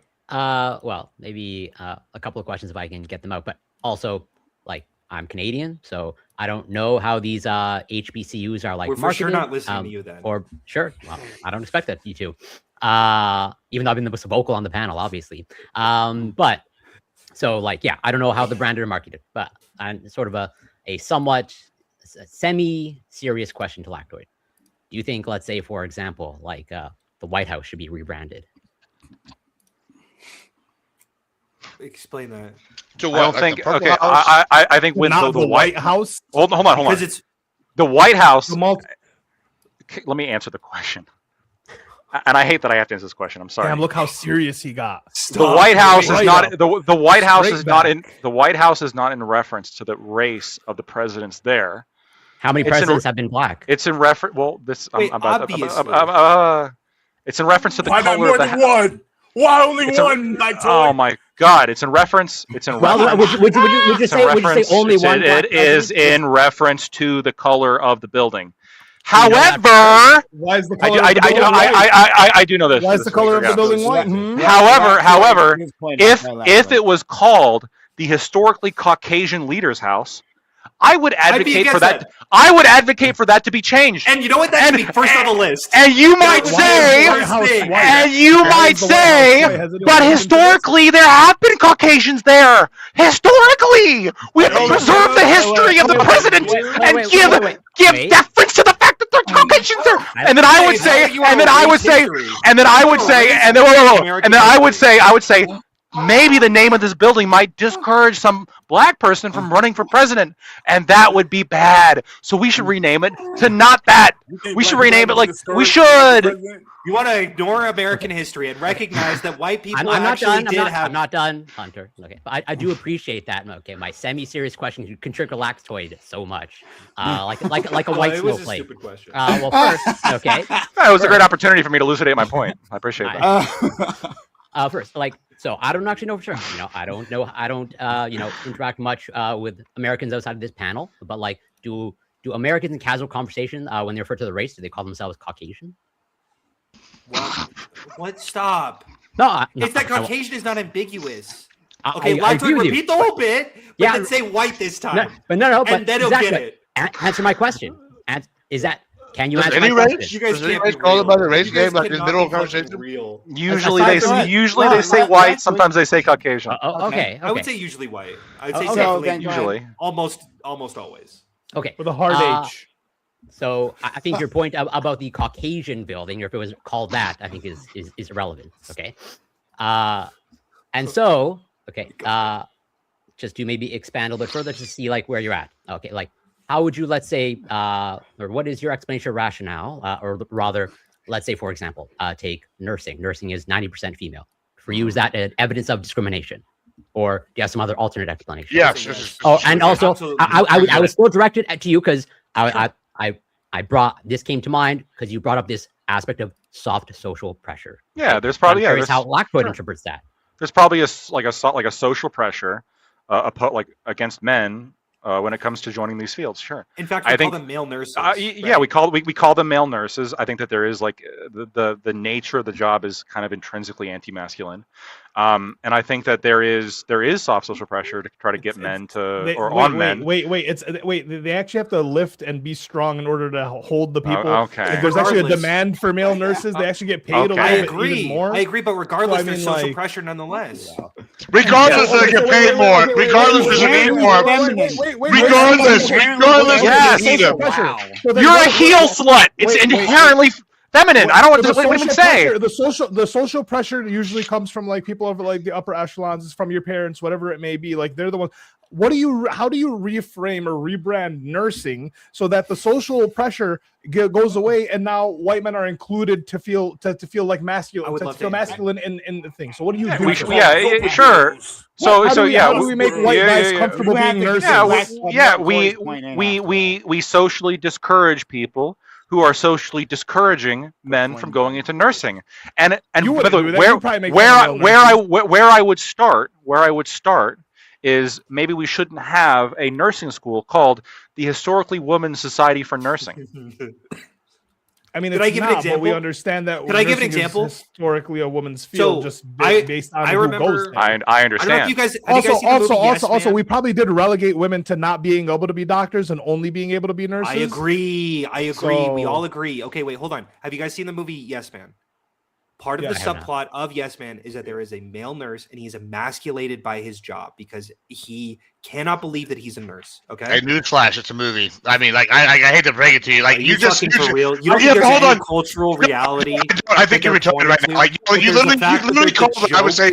You literally what I call saying stupid. And then when confronted with the fact that male nurses are in demand, you got Gibbs good. You shanked him nice. Yeah, no, but he literally with the fact that he's so silly, and then he wants to turn around and deny reality and say, all these things are bad. Soft pressure. We call that pussitis where I'm from. And like they're sitting here going, they're getting paid more and there's a need for them. Guess what? That's all you got to do. That's how you get people in that field. You over here say we got to do all these other things. We got to erase junior. We got to erase all this history. Like y'all are just what about the market? That's why I call him isn't fixing the problem.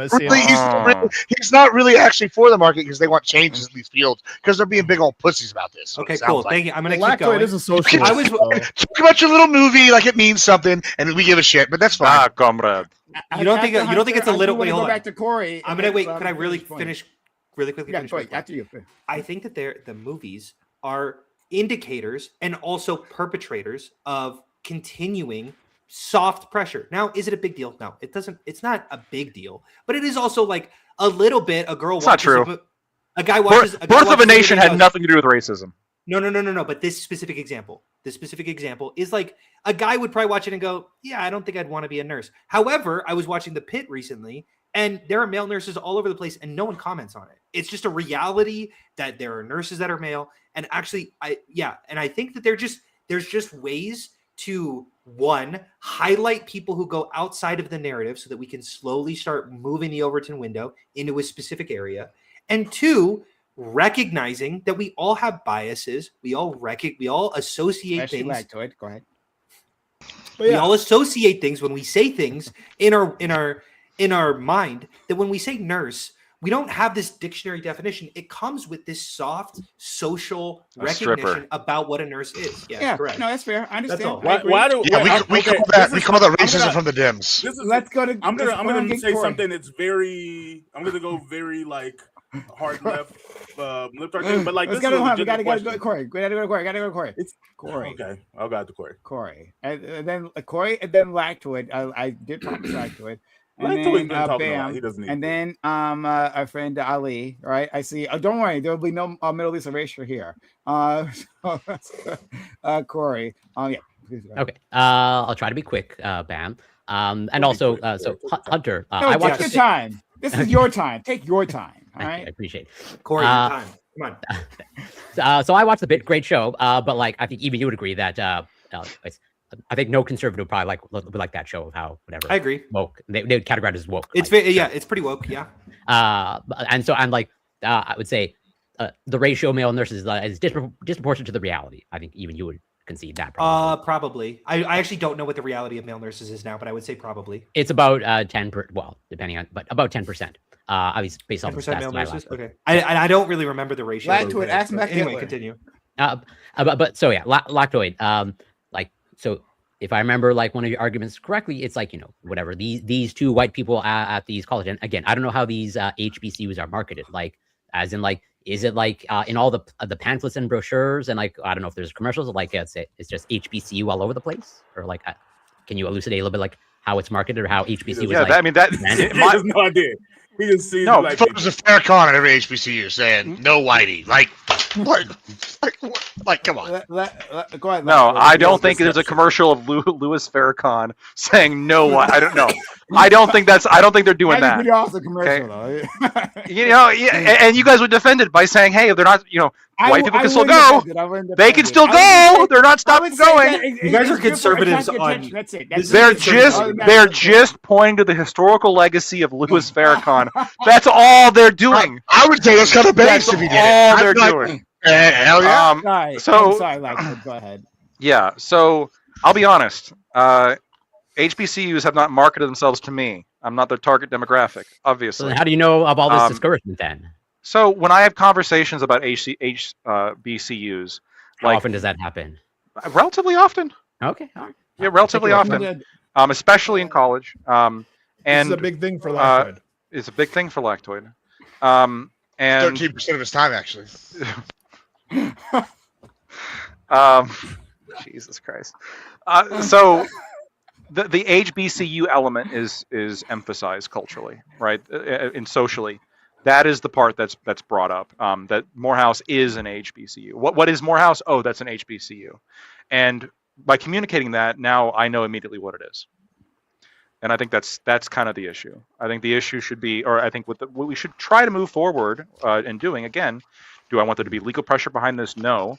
If Morehouse wanted, to, assuming they weren't getting federal funds, if they wanted tomorrow to say, we're not letting in white people, we're only letting in black people, I think legally they should be allowed to do that, just to be clear. But I would still think that's bad. I would say, hey, you shouldn't do that, guys. That's pretty mean. Yeah, Hunter. This is. You lost. Hunter quickly realizes that. Hold on. This is not. It's legally okay. I don't agree with the Civil Rights Act. So this is like a disagreement that we have specifically. The Civil Rights Act would allow that. Would allow you from banning white people based off of just. No. Currently, you can't do that. Right. I must have misheard what you said. Sure. So my personal philosophy is that I don't want legal teeth behind a lot of things I'm saying. I would be legally, I'm not going to intervene with Morehouse if they decided to actually ban white people. If the commercials of Louis Farrakhan saying no whitey, if that was actually enforced, I think, in my opinion, I think legally they should be able to do that. But I would be socially opposed to that. I would say, man, that's a pretty shitty ass thing for a school to do. That's bad. I wouldn't here. Great example. This town in Arkansas that's all white. Ali was right. There is currently a project. It's not completed in Arkansas of creating an all-white town. I would not move there. I think the fact that they're banning people of different races is generally we should socially discourage that. But I strongly adhere to the right of the First Amendment, the right of. You wouldn't live there. Association. So you're the right of association. Building cities. Did you have a summer home there? I fucking love it, Lactoid. Yeah. I love it, Lactoid. I would socially discourage Muslims from forming their own separate enclaves. It's not a separate enclave. We're just building infrastructure where you guys are missing out on it. Corey, we don't have to get into the Civil Rights Act, but I just want to clarify something. So it's pretty clear what happens when you just based off of what you said, Lactoid. It seems like you're understandably, just like myself, you're not familiar with how these HBCUs actually market or brand themselves. You're not necessarily advocating for semi-familiar again. But from what you so you're largely advocating, from my understanding, is essentially just changing the culture. Yeah. Okay. Generally, softly. I'm not. So you don't have no cease and desist. You don't have any issues with this actual schools or institutions themselves, then. Well, to the point that they refer to themselves as HBCUs in any kind of advertisement. No. Wait. That goes back to my question. Not academically. Are there advertisements? That's what I said. Is in the brochure? No. I said to the extent that they do, if they do. Okay, but you don't actually know that they do. I don't know. Yeah, but what do you even call an advertisement? Say Fairview A&M puts out I'm going to ask Mecca Hitler. Give me a second. Well, so say they put out a brochure, right? By the way, about 12% of nurses are men. So I just want to know what you call an advertisement, though, because if they put out a brorhure and on page 2 it talks about them in HBCU, or page 3, is that too much for our lordy white people over here? Or is that acceptable? Or do they need to have generally you shouldn't do it. Generally shouldn't. Let's go to our friend Bam, and then Ali. Bam, you're muted. Yeah. You might just be super delayed. One You've been muted for a while. I wasn't worried. I wasn't sure if you were. Have I was talking. I was wondering why nobody could hear me. Like, I'm curious, off the top of your head, what do you think? Like, you don't have, without doxing yourself, what do you think the racial demographics of your local city or town are? Very, very white. I would say 80% white. If you're asking me, I'm asking you. Yeah, segregated. But, it's segregated, but there's a lot of black people. Just not in your part. And welcome to America. I grew up. I agree. I grew up in a super white area as well. So it just like when you were talking about like, oh man, like what they're doing in Arkansas, I was like, oh okay, they're just like 85% of the rest of Arkansas. But come on. You have to recognize. First off, you have to recognize. Wait, can I say one thing? Mecha Hitler just came. Yourself. Exactly, and actually having a rule. Mecha Hitler came back. Morehouse does explicitly advertise itself as a historically black college. It's on their homepage title, in their main section. That's what it pamphlets. On their about, No, but so it's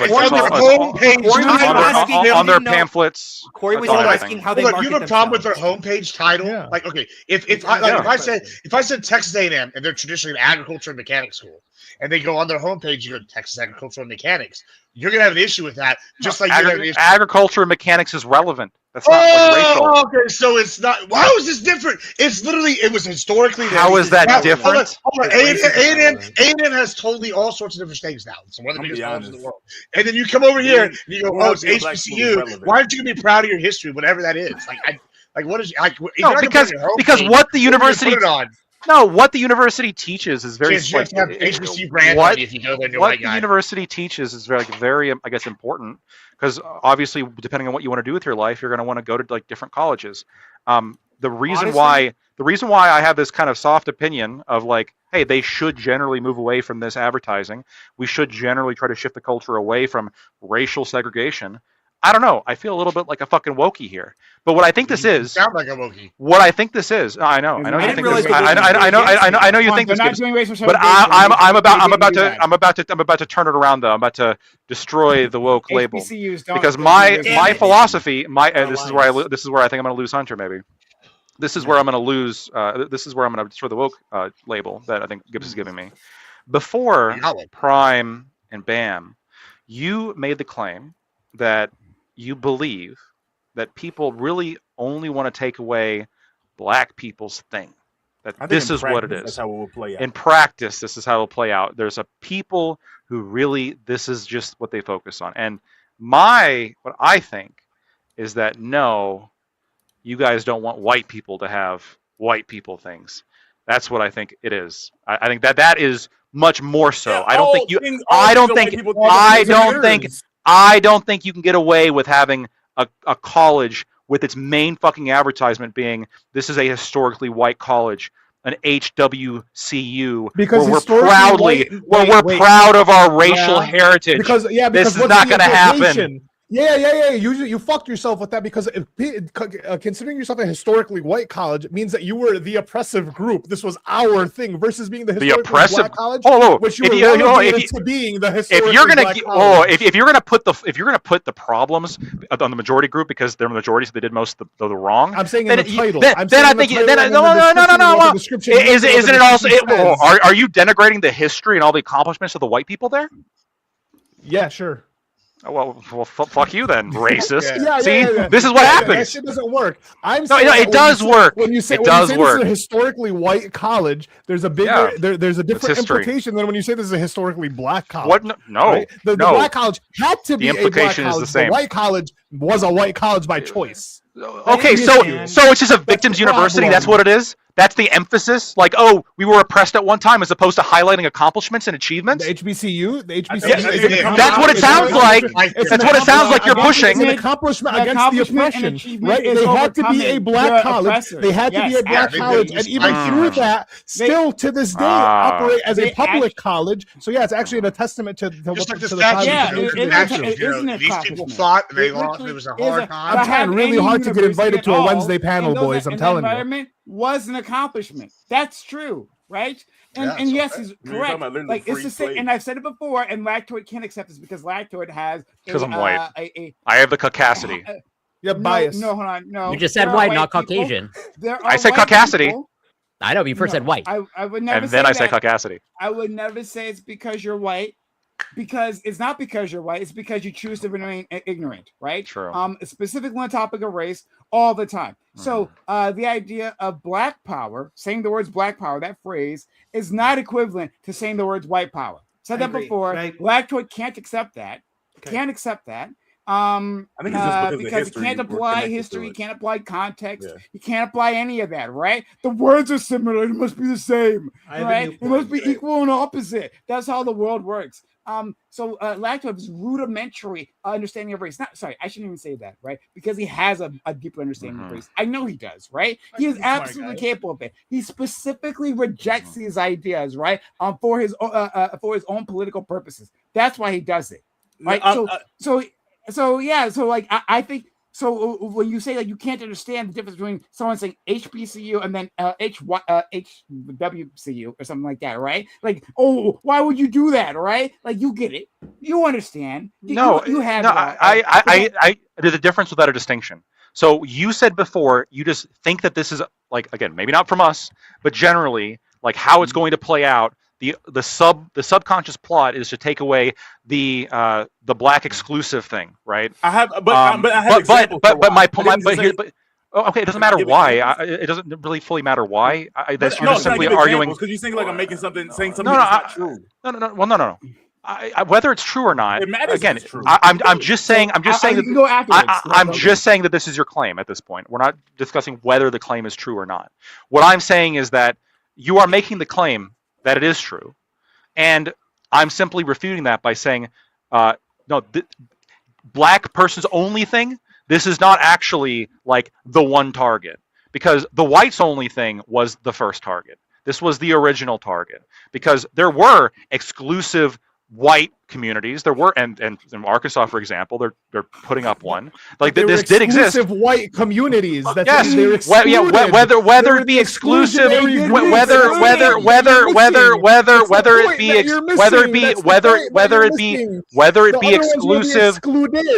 it be exclusive by law or whether it be exclusive by implication. Whether it be whether it be exclusive by law or whether it be realtors in the area just discriminate against black people or different businesses businesses don't. No, I know it's crazy. Or businesses don't want to sell to black people, or etc. A million of other situations. All of this was a problem. That level of exclusion was a problem when white people were doing the excluding.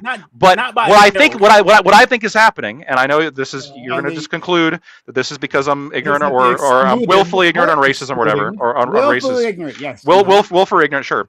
What I think is actually happening is you want your exclusive thing, but you don't want us to have our exclusive thing. I think that's really what the heart of it is. No one's excluding you is the difference. Go ahead. Includes. Yeah. Go ahead, Bam, and then I just want to justify this, like, contextually and historically, why what I'm saying I believe to be true. One, I'm about to say I want to respond to what you just said, and let me say the second part before anybody goes.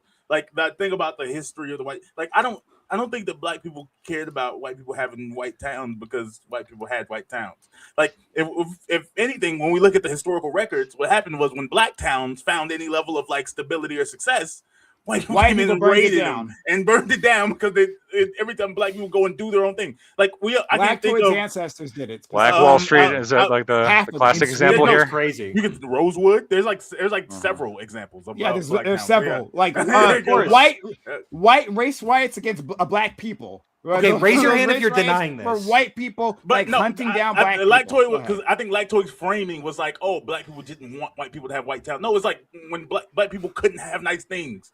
And they did separate with equal, but they wouldn't do equal because they didn't want black people to have nice things. It wasn't. It wasn't just. Let me say the second part. Well, that first part's already fucked up. Okay, then we'll disagree with both parts then. Sure. The other reason why I say this to be true and historically examples, moving it off of black people, like if coming into the 2024 election, still into now, but hyper so in the 2024 election season, everyone cared about women's sports. there was nothing more important in the United States of America than women's sports and the sanctity of it. I say Trump signs a bill related to trans people, and it's like, because we love women's sports, we're gonna watch them, and then told women to shut the fuck up and get out the way, because nobody cares about women's sports now. Nobody's watching. The numbers went like the viewership hasn't gone up. No one cares about going to their daughter's game. If anything, if you go, I know social media isn't like a necessary true example of real life, but it's relevant. Whenever you talk about like women's athletes come out and say anything, they say women shouldn't get paid anything for sports. They're not profitable. Nobody cares about women. They like women's sports. I never watched that argument before. I believe that was a similar example of people making an argument for what they like from this like purist framing of what they actually believe in true equality. But whenever they actually what they wanted was like pushing back against trans people, they stopped talking about it. It didn't actually matter to them. They're protecting the women. Which one quick caveat is that like women's basketball, their numbers have been going up, but that's like more like the Caitlin Clark effect. That like kind of kick it off. Yeah, but even that's created other stars. For sure, but I'm just talking about generally. That's created other stars, which helps. Let me respond to both points. Real quick to Bam though. You just said this though. Here's the problem with what you're arguing is the women's fight. And I tried to bring up women's bathrooms earlier, and Hunter was like, "Don't take the bait." The reason why it was an issue on the right is, hey, this is a protective group, right? If you're gonna do trans sports, the men's league is open. If you're a good enough woman, you can compete in the men's side, right? Like that's not an issue. Like the issue, women's is you're supposed to protect these people, just like HBCUs for protecting. Like, hold on, well, yeah, people do care. I care about it a lot. I don't want some of my women friends that are like wrestling coaches having like women lose opportunities to somebody that's a biological male. That's bullshit, and it happens regularly. And so, like when you're sitting here saying it doesn't happen, it happens a lot. And so when I'm going to sit here and go, oh, okay, no, I'm just saying people don't care. Well, sure, like, but even about to support women. But even sure, I go to wrestling stuff all the time. But when you're sitting here talking about like, I'm gonna go watch the Ronda Rousey Gina Carano fight for goddamn sure. But there's another one. But when I'm sitting here thinking like what you're saying, it's the same thing with the HBCUs. There was a protected group that formed a college, and they're proud of their history. Like, why are you gonna want to sit here and push people into this? That's like, I get rid of this label, like then deny history to this group. It's a bad idea. It would be one thing if they said that like white people can't go to Morehouse because it's gonna like nobody's saying that. Nobody's saying that. But that's a trans thing to me. The trans thing is they're saying you can't go to the women's because women's are weaker. Like it's a weaker protected class. You can go to the men's league. No one's saying women and men can't go to the men's league. But I'm saying, do people actually have an issue with like trans men going in men's bathrooms, or actually passing trans women going in women's bathrooms? Like, yes, people do. I feel like we're gonna go too far. People do. Yeah, there are people in your chat right in the chat right now. I'm just repeat what you said. It's not about trans people. I was just pointing out an equal comparison. But yeah, Lactoid, you can respond to both and tell me why I am your god now. For the number one, the first point that you made is I believe wrong, because even though you can point to very specific neighborhoods like black neighborhoods that may have had like a higher than expected or higher than relative or I guess a relatively high like GDP growth or expansion. Generally speaking, the story of America is there is a correlation between race and poverty.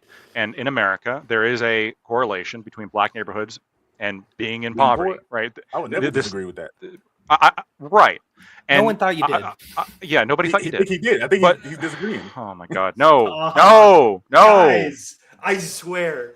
What do you think? You're making a rebuttal that you're saying you're disagreeing. What are you saying that yes, I disagree with? Because you said black people never cared about white people being over here and having their own shit. We just wanted our own shit too. But the reality is no. The reality is that black people were excluded from like the resources and the opportunities and the things that existed from the white people, from the white people. And so the big push from the Civil Rights Act was not the whole, well, we're fine as long as we get to have our own little enclaves. The main push of the Civil Rights Act was, we deserve a piece of the overall pie too. We deserve to be integrated. We deserve to be part of this society where white resources come to us too, and black resources go to you too, and we get the opportunities as well. That was a big push. So it was about the resources. It was about the resources and the social integration. Equal. No, it was about if it was actually equal, if like I say, if the schools were equivalent, if people had the same opportunities and access to material resources, I don't believe that it would have been. I don't think it would have been as strong of an issue. It wasn't. That was the problem. So first of all, I disagree with you. I think that even if that was the case, it would have still been an issue. But it intrinsically had to have been an issue, because when you have a majority that correlationally has more money, you're going to get this disparity in services. Whenever there's certain people get money. No, that's not the reason why. Okay, you can point to some very specific anecdotal experience, like situations where this happened, but generally speaking, this was not the reason. No, bro. You think that when black people came out of slavery, they had the same level of community and shit that other people had? But every time they attempted, but then they built it all up. When they attempted to build anything, it got destroyed, and that is the reason for black poverty. That is your argument. You've been watching a lot of John Doyle lately, huh, Lactoid? How is what he's saying controversial? Genuinely, I'm flummoxed. This isn't a conservative argument. This isn't a liberal argument. These are because he's making some argument that okay, you guys are hearing an argument. That's what's happening. You guys are hearing never caught any foothold financially. I'm Sorry? saying that doesn't seem to be historically. I'm saying that the story of black poverty in America is not Black Wall Street. It's not these specific situations. It is much larger than that. It is a long time. Sure. And if you can accept that, then and this was the whole argument for integration, is that because it's not just about we can even have our own little separate community and be anywhere equal, because that is intrinsically impossible. This was the Supreme Court argument when it came to desegregating schools. They very specifically made the argument, even if the resources were exactly the same, you still will never get it equal unless it is integrated. They specifically argued this. This was the prevailing mindset at the time. Yes. This was their argument. Absolutely. So that's why I disagreed with that point. Okay. Now, as to your second point, when it comes to gender being segregated, so when Hunter was talking about this before, I was a little bit more iffy when it comes to gender, because there are actual real biological differences between men and women. Sure, maybe. We'll see.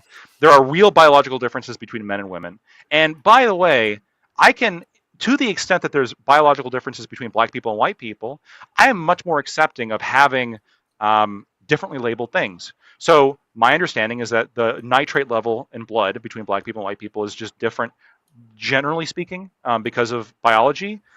If there was a nitrate specific drug, I'd be much more okay with this having black branding, because it actually is very specifically biologically relevant to black people in a way that is not socially changeable. It's very relevant to them. I'm more okay with that. I'm also okay when it comes to gender, having differences in society to accommodate the fact that women are smaller and weaker, different reproductive systems, different way of engaging with the world because of that biology. I'm okay with that. But to the point where it's purely social, I would say, why not just move away from that? What's the point? Let's okay. Ali. Would you close? Let's say sticking to the social. Yeah, sure. So, before I just got to get through some other people. Ali, I thought you had an extended back vote. That's why I thought you already went, but you didn't already go. I mean, my point was just kind of small. It can go right to Hunter or whatever. This all of this talk sounds like I remember when BLM first came out, and then for some reason there needed to be a counter of White Lives Matter or All Lives Matter, as if Black Lives Matter wasn't trying to encapsulate a greater issue of hey, there's police brutality going on. It happens to be Black people are affected, so we're speaking up.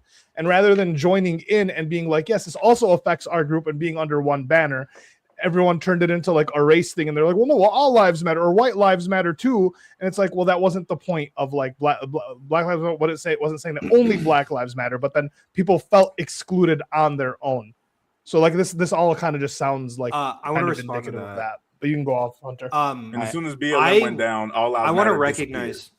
I want to recognize that largely Ollie's fully right. That when it came to what was his name? Daniel Shaver, I want to say. Do you guys remember that video of the guy getting told he was a little drunk and he was told to get on his knees. He got shot by the police. It was one of the most brutal videos I think I've ever seen in terms of police brutality. He was a white guy. Black Lives Matter stood by him, and conservatives didn't. Right? They took the side of the cops. I fully agree with you that Black Lives Matter encapsulated white brutality. I mean, you Renee Good, whatever. I could keep going. Yeah.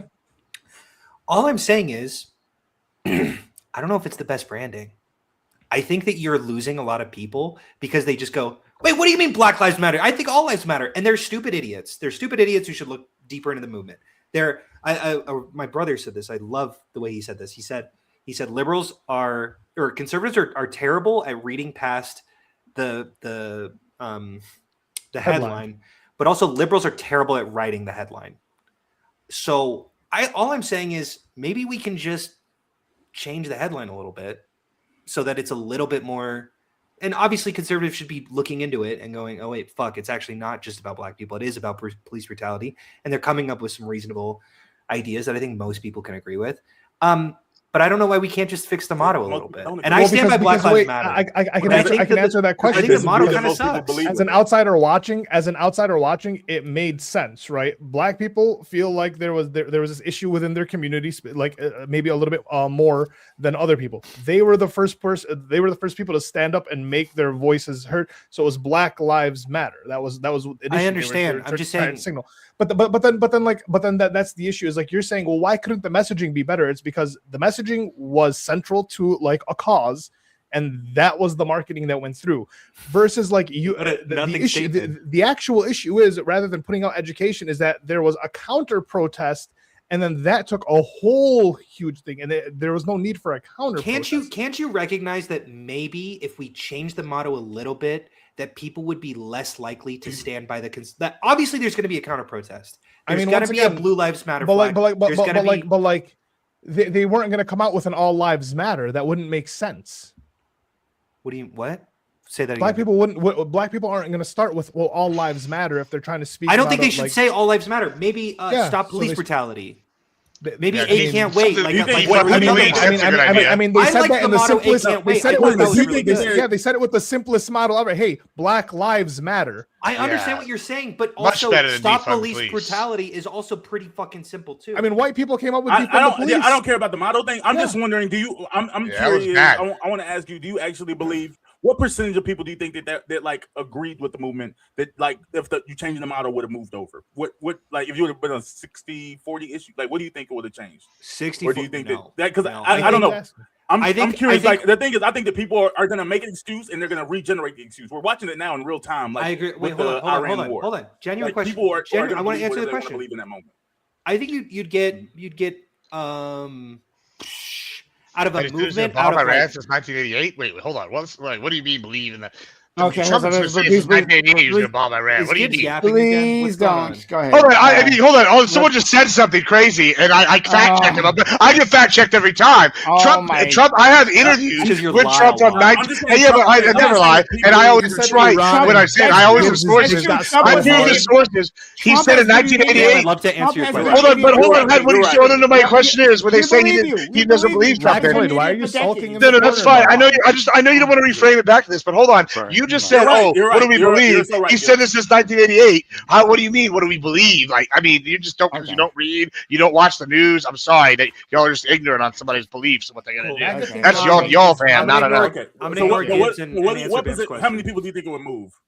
I would say probably it's going to push a lot of apathetic people into the movement. And I would say it might increase margins by like 1 or 2%.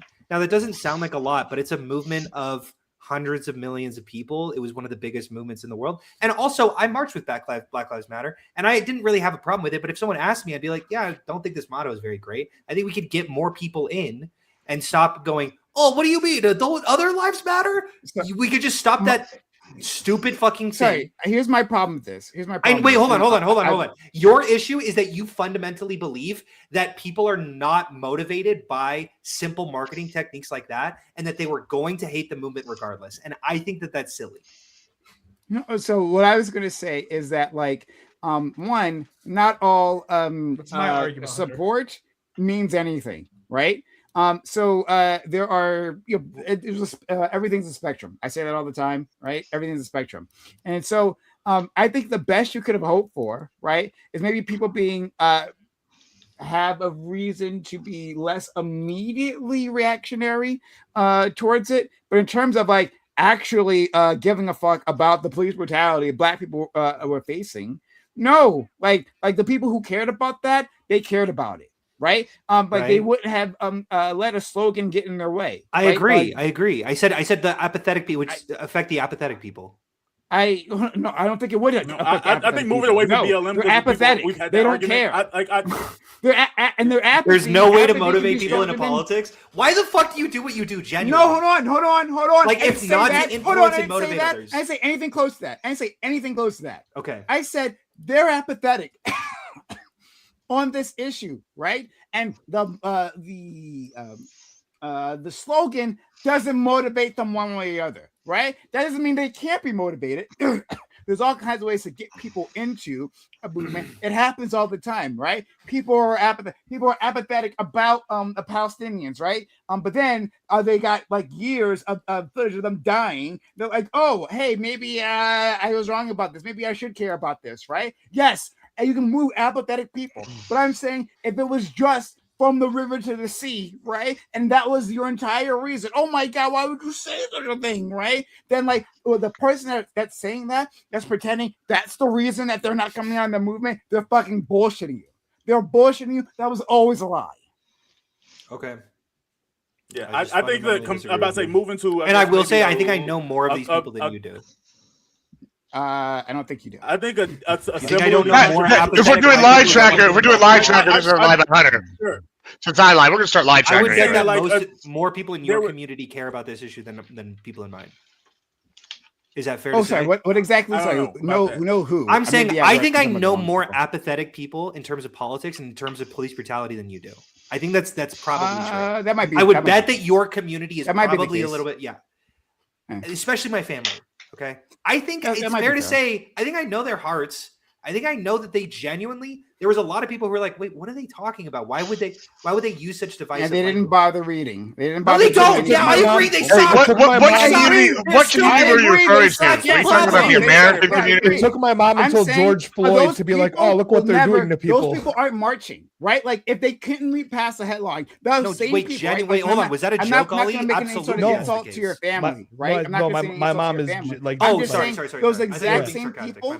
Those exact same people. Oh my God! Please stop. I'm saying those exact same people would not march. Like those people who could not get past the headline, right? That was their entire connection to all of this, right? And from there, like they spent, because remember, this wasn't like a moment in time where they had like one moment to like misunderstand, right? And then like that was it, right? And then it was too late. We already passed. No, this was over the span of years. If over the span of years, right? You couldn't have educated yourself. You couldn't have like looked deeper because it was explained to white people again and again and again the entire goddamn time. Wait, who's calling them not stupid? Those exact people were never going to be your allies. And even better, right? I would say it's actually better to exclude those people instead of like trying to cater to them. Retarded. Actually, keep them out, right? Okay, wait, hold Not all movements need all. Can I give a history lesson because some real quick? people have negative support, right? Can I give they want to be because once again, right? And Lactoid will love this. That white people like to be catered to. There are some people who want to be catered to within a movement, right? Okay, and like to be all about them. This has been a big problem.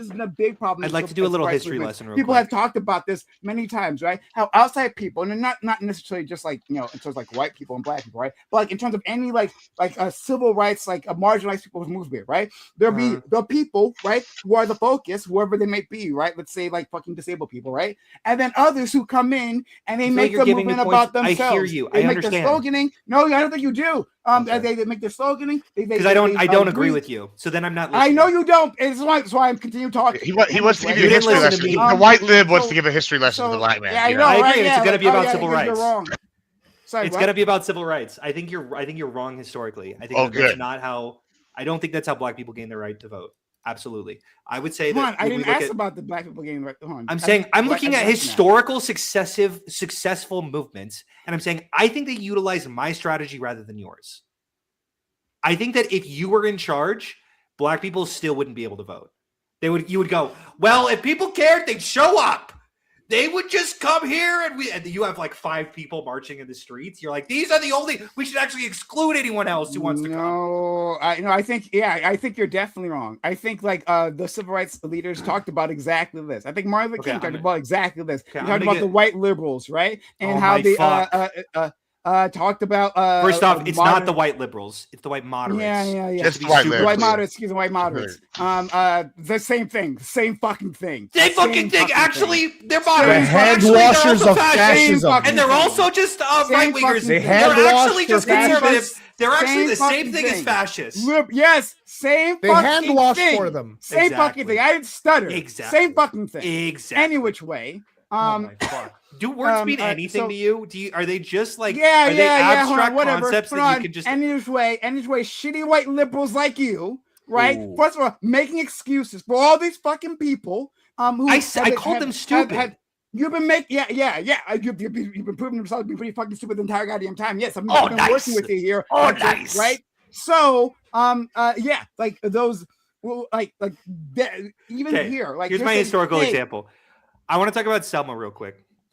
So Selma specifically was a march that was initially Martin Luther King cared a lot about optics. So he said like, no, don't bring any guns and we're going to make sure the cameras are on. Okay. And they marched and there were police officers there and they just beat the shit out of the protesters, out of the marchers. And this was broadcasted on national television.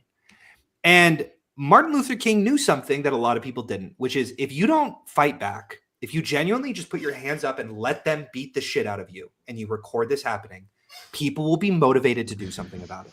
That the optics genuinely matter in this situation. And what happened was fucking people, white fucking moderate liberals, flew in to march with King. And their movement expanded from like 200 people. Oh my God. This white guy, right? This white guy thinks he's going to explain fucking Selma to me. Okay. This white man, hold on, no. This historically white man. What about is what I'm saying is incorrect? This historically white man is going to tell me the most obvious fucking thing about like the civil rights movement. How is that not a point? Luther King was a Southern Baptist. He knew how to preach. He knew how to convert. And then he uses my example. Hold on. Hey, shut up, please. He uses my example. Because what did I say before? Right? Hold on. Because you weren't even listening. I don't listen to black people. Yeah, I just want to live in. I told you the Dems were the KKK. I've been saying it. 1 second, please. The example I gave you of moving apathetics. What was that? Hold on. What was the example? Right? It was watching violence against Palestinians. Right? Yes, when you see that violence, that makes a difference. Yes, but that's not a model. Right, that wasn't just a few words, right? That like you had a reactionary reaction to, right? Like that's not; those are different things. Yes, I see what you're saying. People can be moved, right? But there are certain people, right, who say, "Yes, Prime, I heard you. I actually agree with God, the slogan was so bad. That's why I couldn't support it, right? Well, it's so crazy. I had years to learn it, but it was just too much. Yeah, those people actually, you don't need them in your movement. Actually, they'll never support you. Right? You can do everything you can to make them comfortable, right? And maybe they won't maybe they won't actively badmouth you, but actually even pulling them in, trying to make a movement as big tech as possible can be a problem. Sometimes you need people who are actually dedicated to the problem, right? Rather than just saying, well, there's white people somewhere that might be made uncomfortable. In addition to that, this whole conversation has all been about, right? Let's make white people more comfortable. There's a white person somewhere. Me. Hater to me. Also, you see what he did there, Brian? He took away the accomplishments from a Southern Baptist preacher. He took away. White people need to be catered to. No, you see what he did there, Brian? He took away the accomplishments of a Southern Baptist minister in Martin Luther King. He said, no, it couldn't be because of his own talent. They needed the white libs to come and help him. Not because of the white savior. Whitewashing. He was whitewashing history. Whitewashing history. Imagine this white man thought he was going to explain to me, hey, I'm going to. This is what they do. Oh my God. Honestly, he just took it all away from Martin Luther King. So funny. That was hilarious. That's amazing. I watched Boyle as you tried to explain. This is my last two things I'll say all night. I think that one, in regards to MLK, something else like don't get me wrong, I understand what his movement stood for and the things that and the work that he did and the work he accomplished.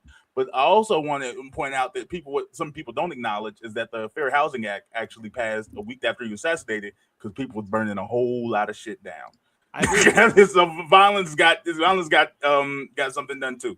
I think that the other thing I'll say is applying it to again, I'd like to ground things in examples, like and how I see them playing out in real life. Like I believe, and this isn't just true for liberals, conservatives. I believe about 10% of people are actually principled in anything that they say or believe in. Like I think that you seem to have a higher belief in what people hold to like a standard of principle and consistency. And I think the way this played out is again pointing to 2024 election. If we look at, I think that it was like front page news that Kamala Harris wore a necklace that was like maybe $30,000 or something like that, and there was like she can't relate to the people. Like, and the Hunter Biden stuff was what the possibly arguably around $1 million.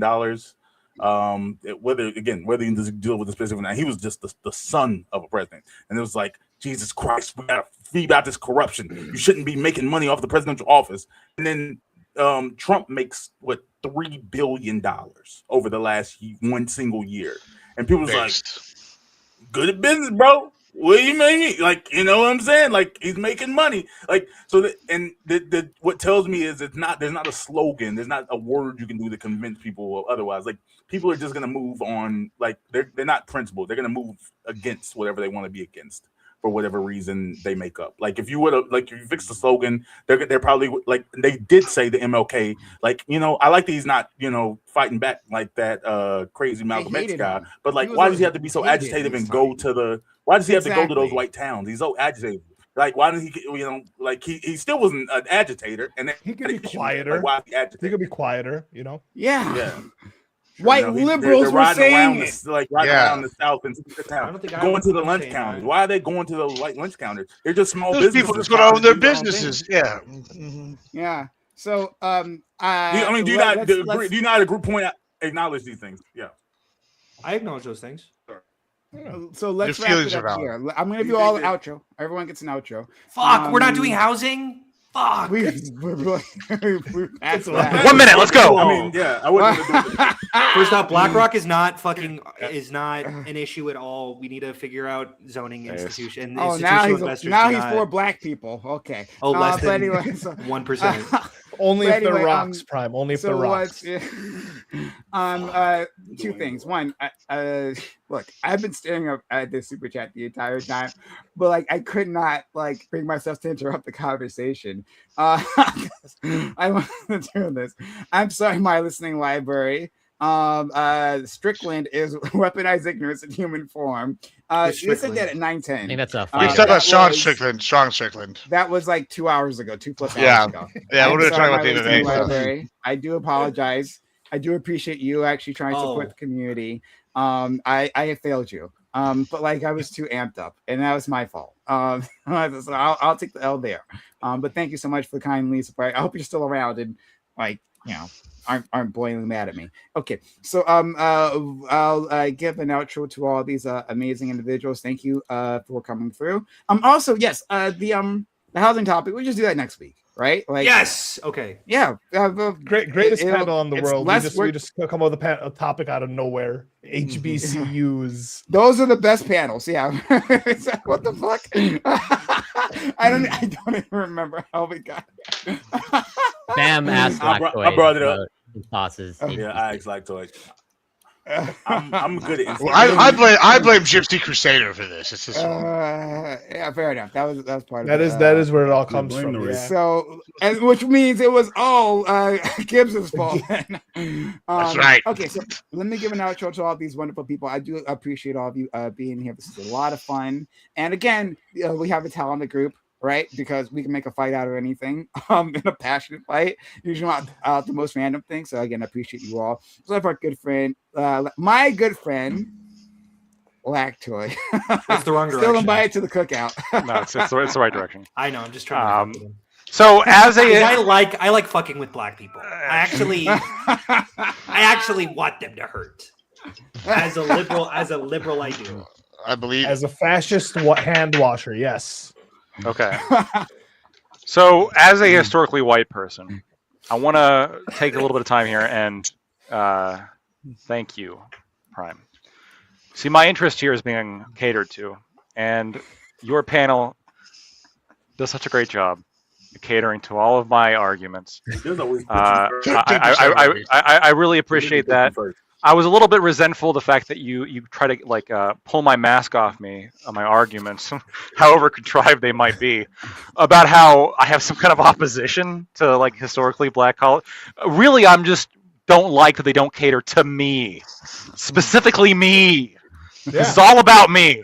Lactoid really wanted to go to one. I wanted to go to them all. I wanted them all to cater to me. Thank you. Because I am white. I have been sent from Yakub. They always got to stress a letter. Arab, white, the other one that I can't say. White. What's the other one you can't say?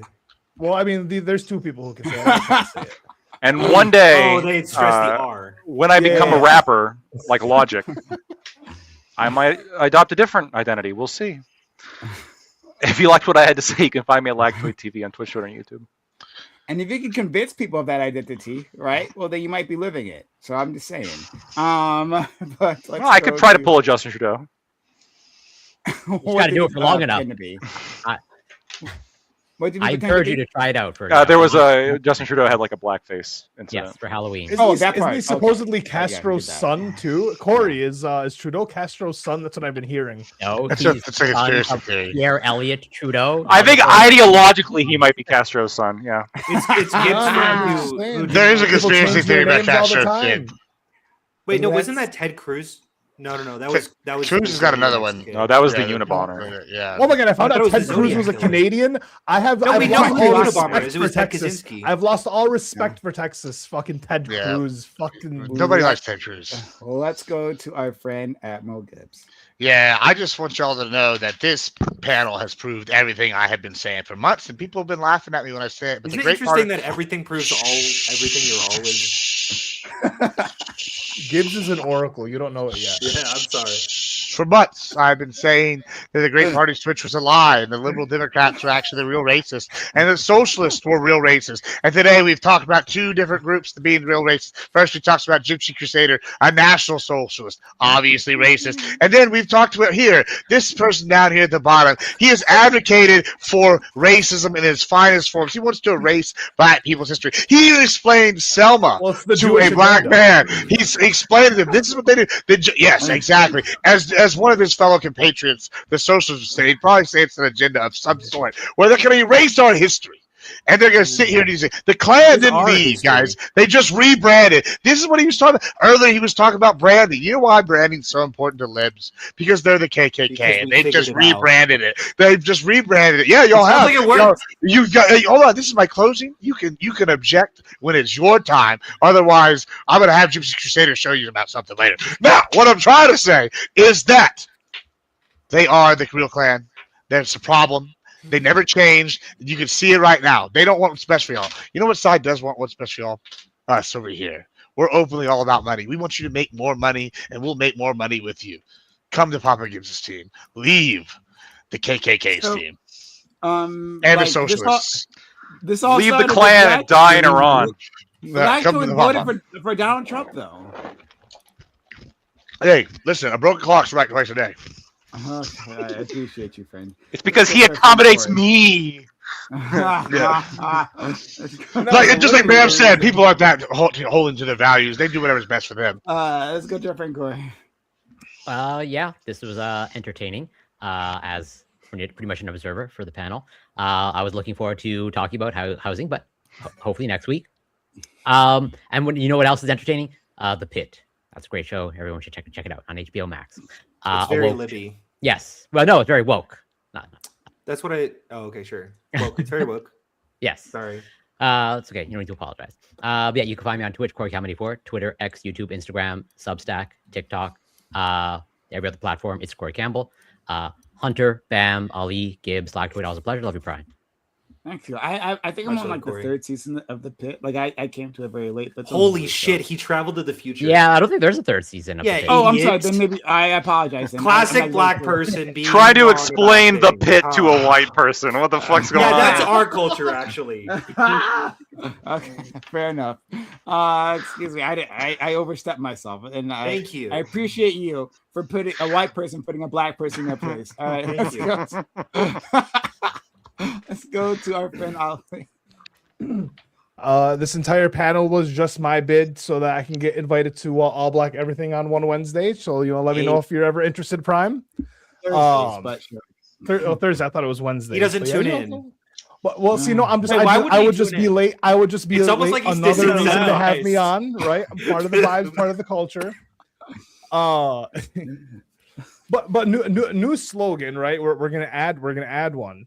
Free Palestine and free America of all of this oppressive regime. Okay, we too are now infiltrated. So if we need to free Palestine and we need to free America, so America can go back to being America first and number one. Thank you guys.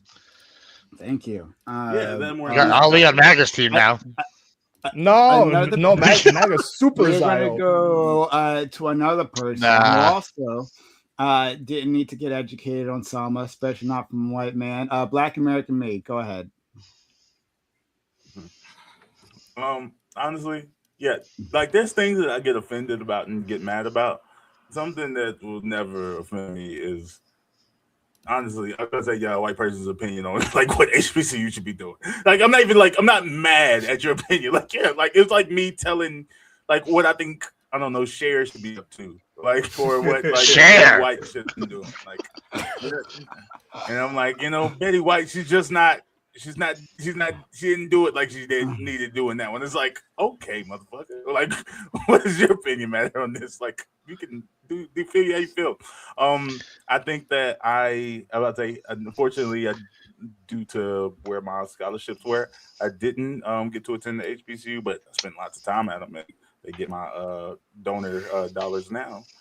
I think that they were institutions that again came to exist out of necessity, and I think still hold a place of necessity because it's one of the few times in life that young Black people seeking higher education can gather together in a community and a place where they can simply be seen as students versus Black students or any other type of students. And you could say that like, oh, in university they would just be like students if you didn't talk about it, but it's just not. Like if it's hard when, and maybe for, I'm sorry, what's your name with the glasses? We've been talking all night, and Hunter. When Tom takes away the name boxes, I forget.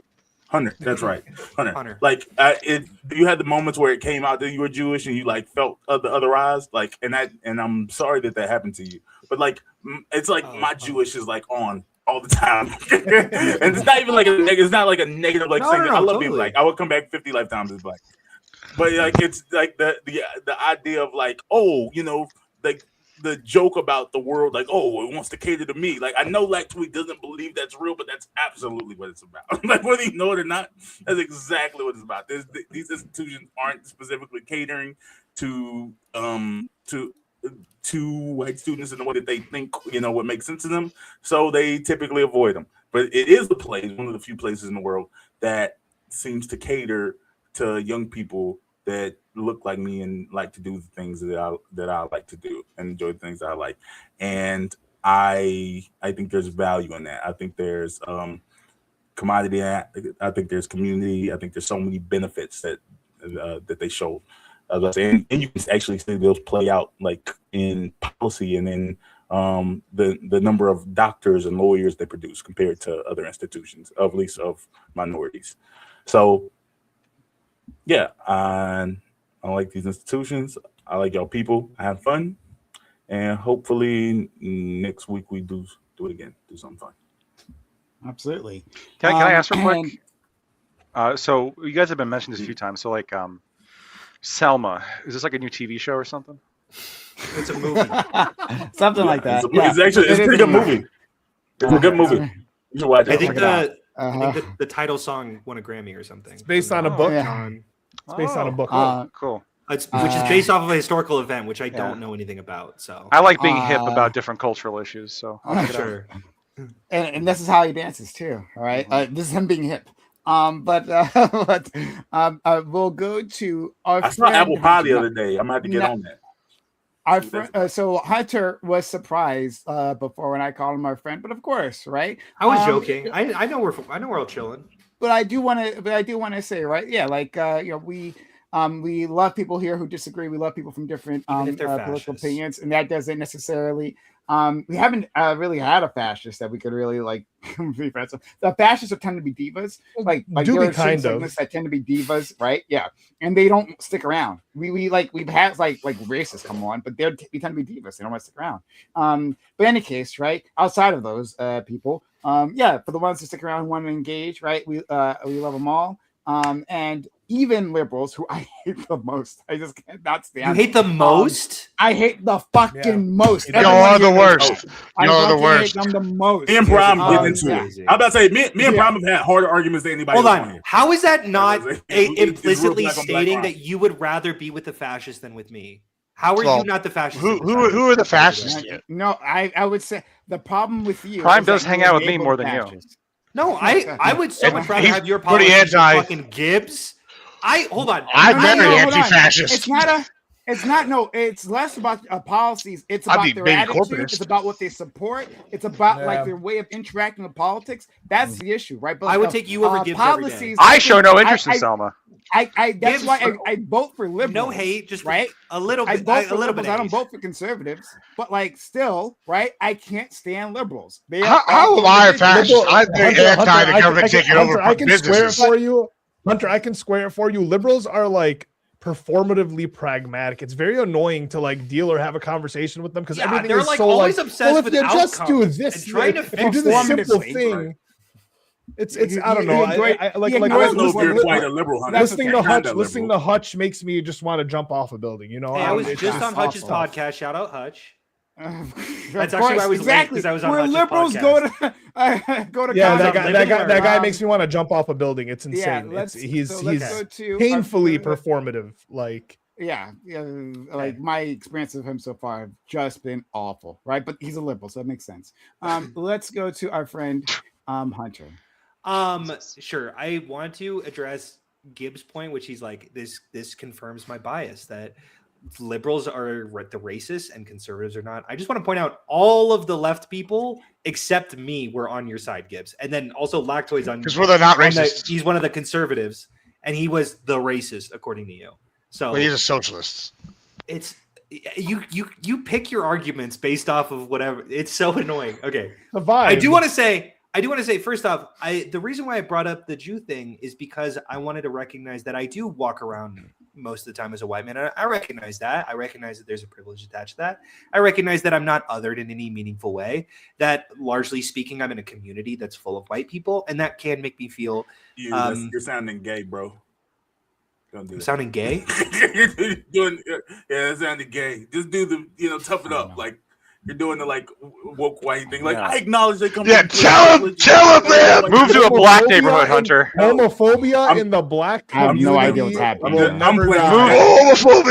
Homophobia in the black community is just top tier, dog. Yeah, you gotta become. It's a problem. Be more racially sensitive. Start hating the gays. I'm sorry. That was your closing. I literally was joking because that's where we're at in the society. Okay. I'm sorry. I do think first and sorry, thank you for responding to that way. I do think I'm the only fucking left person here. Genuinely. Like it does really feel like maybe Ali, maybe. I didn't really hear Corey's perspective. Certainly not Bam and Prime.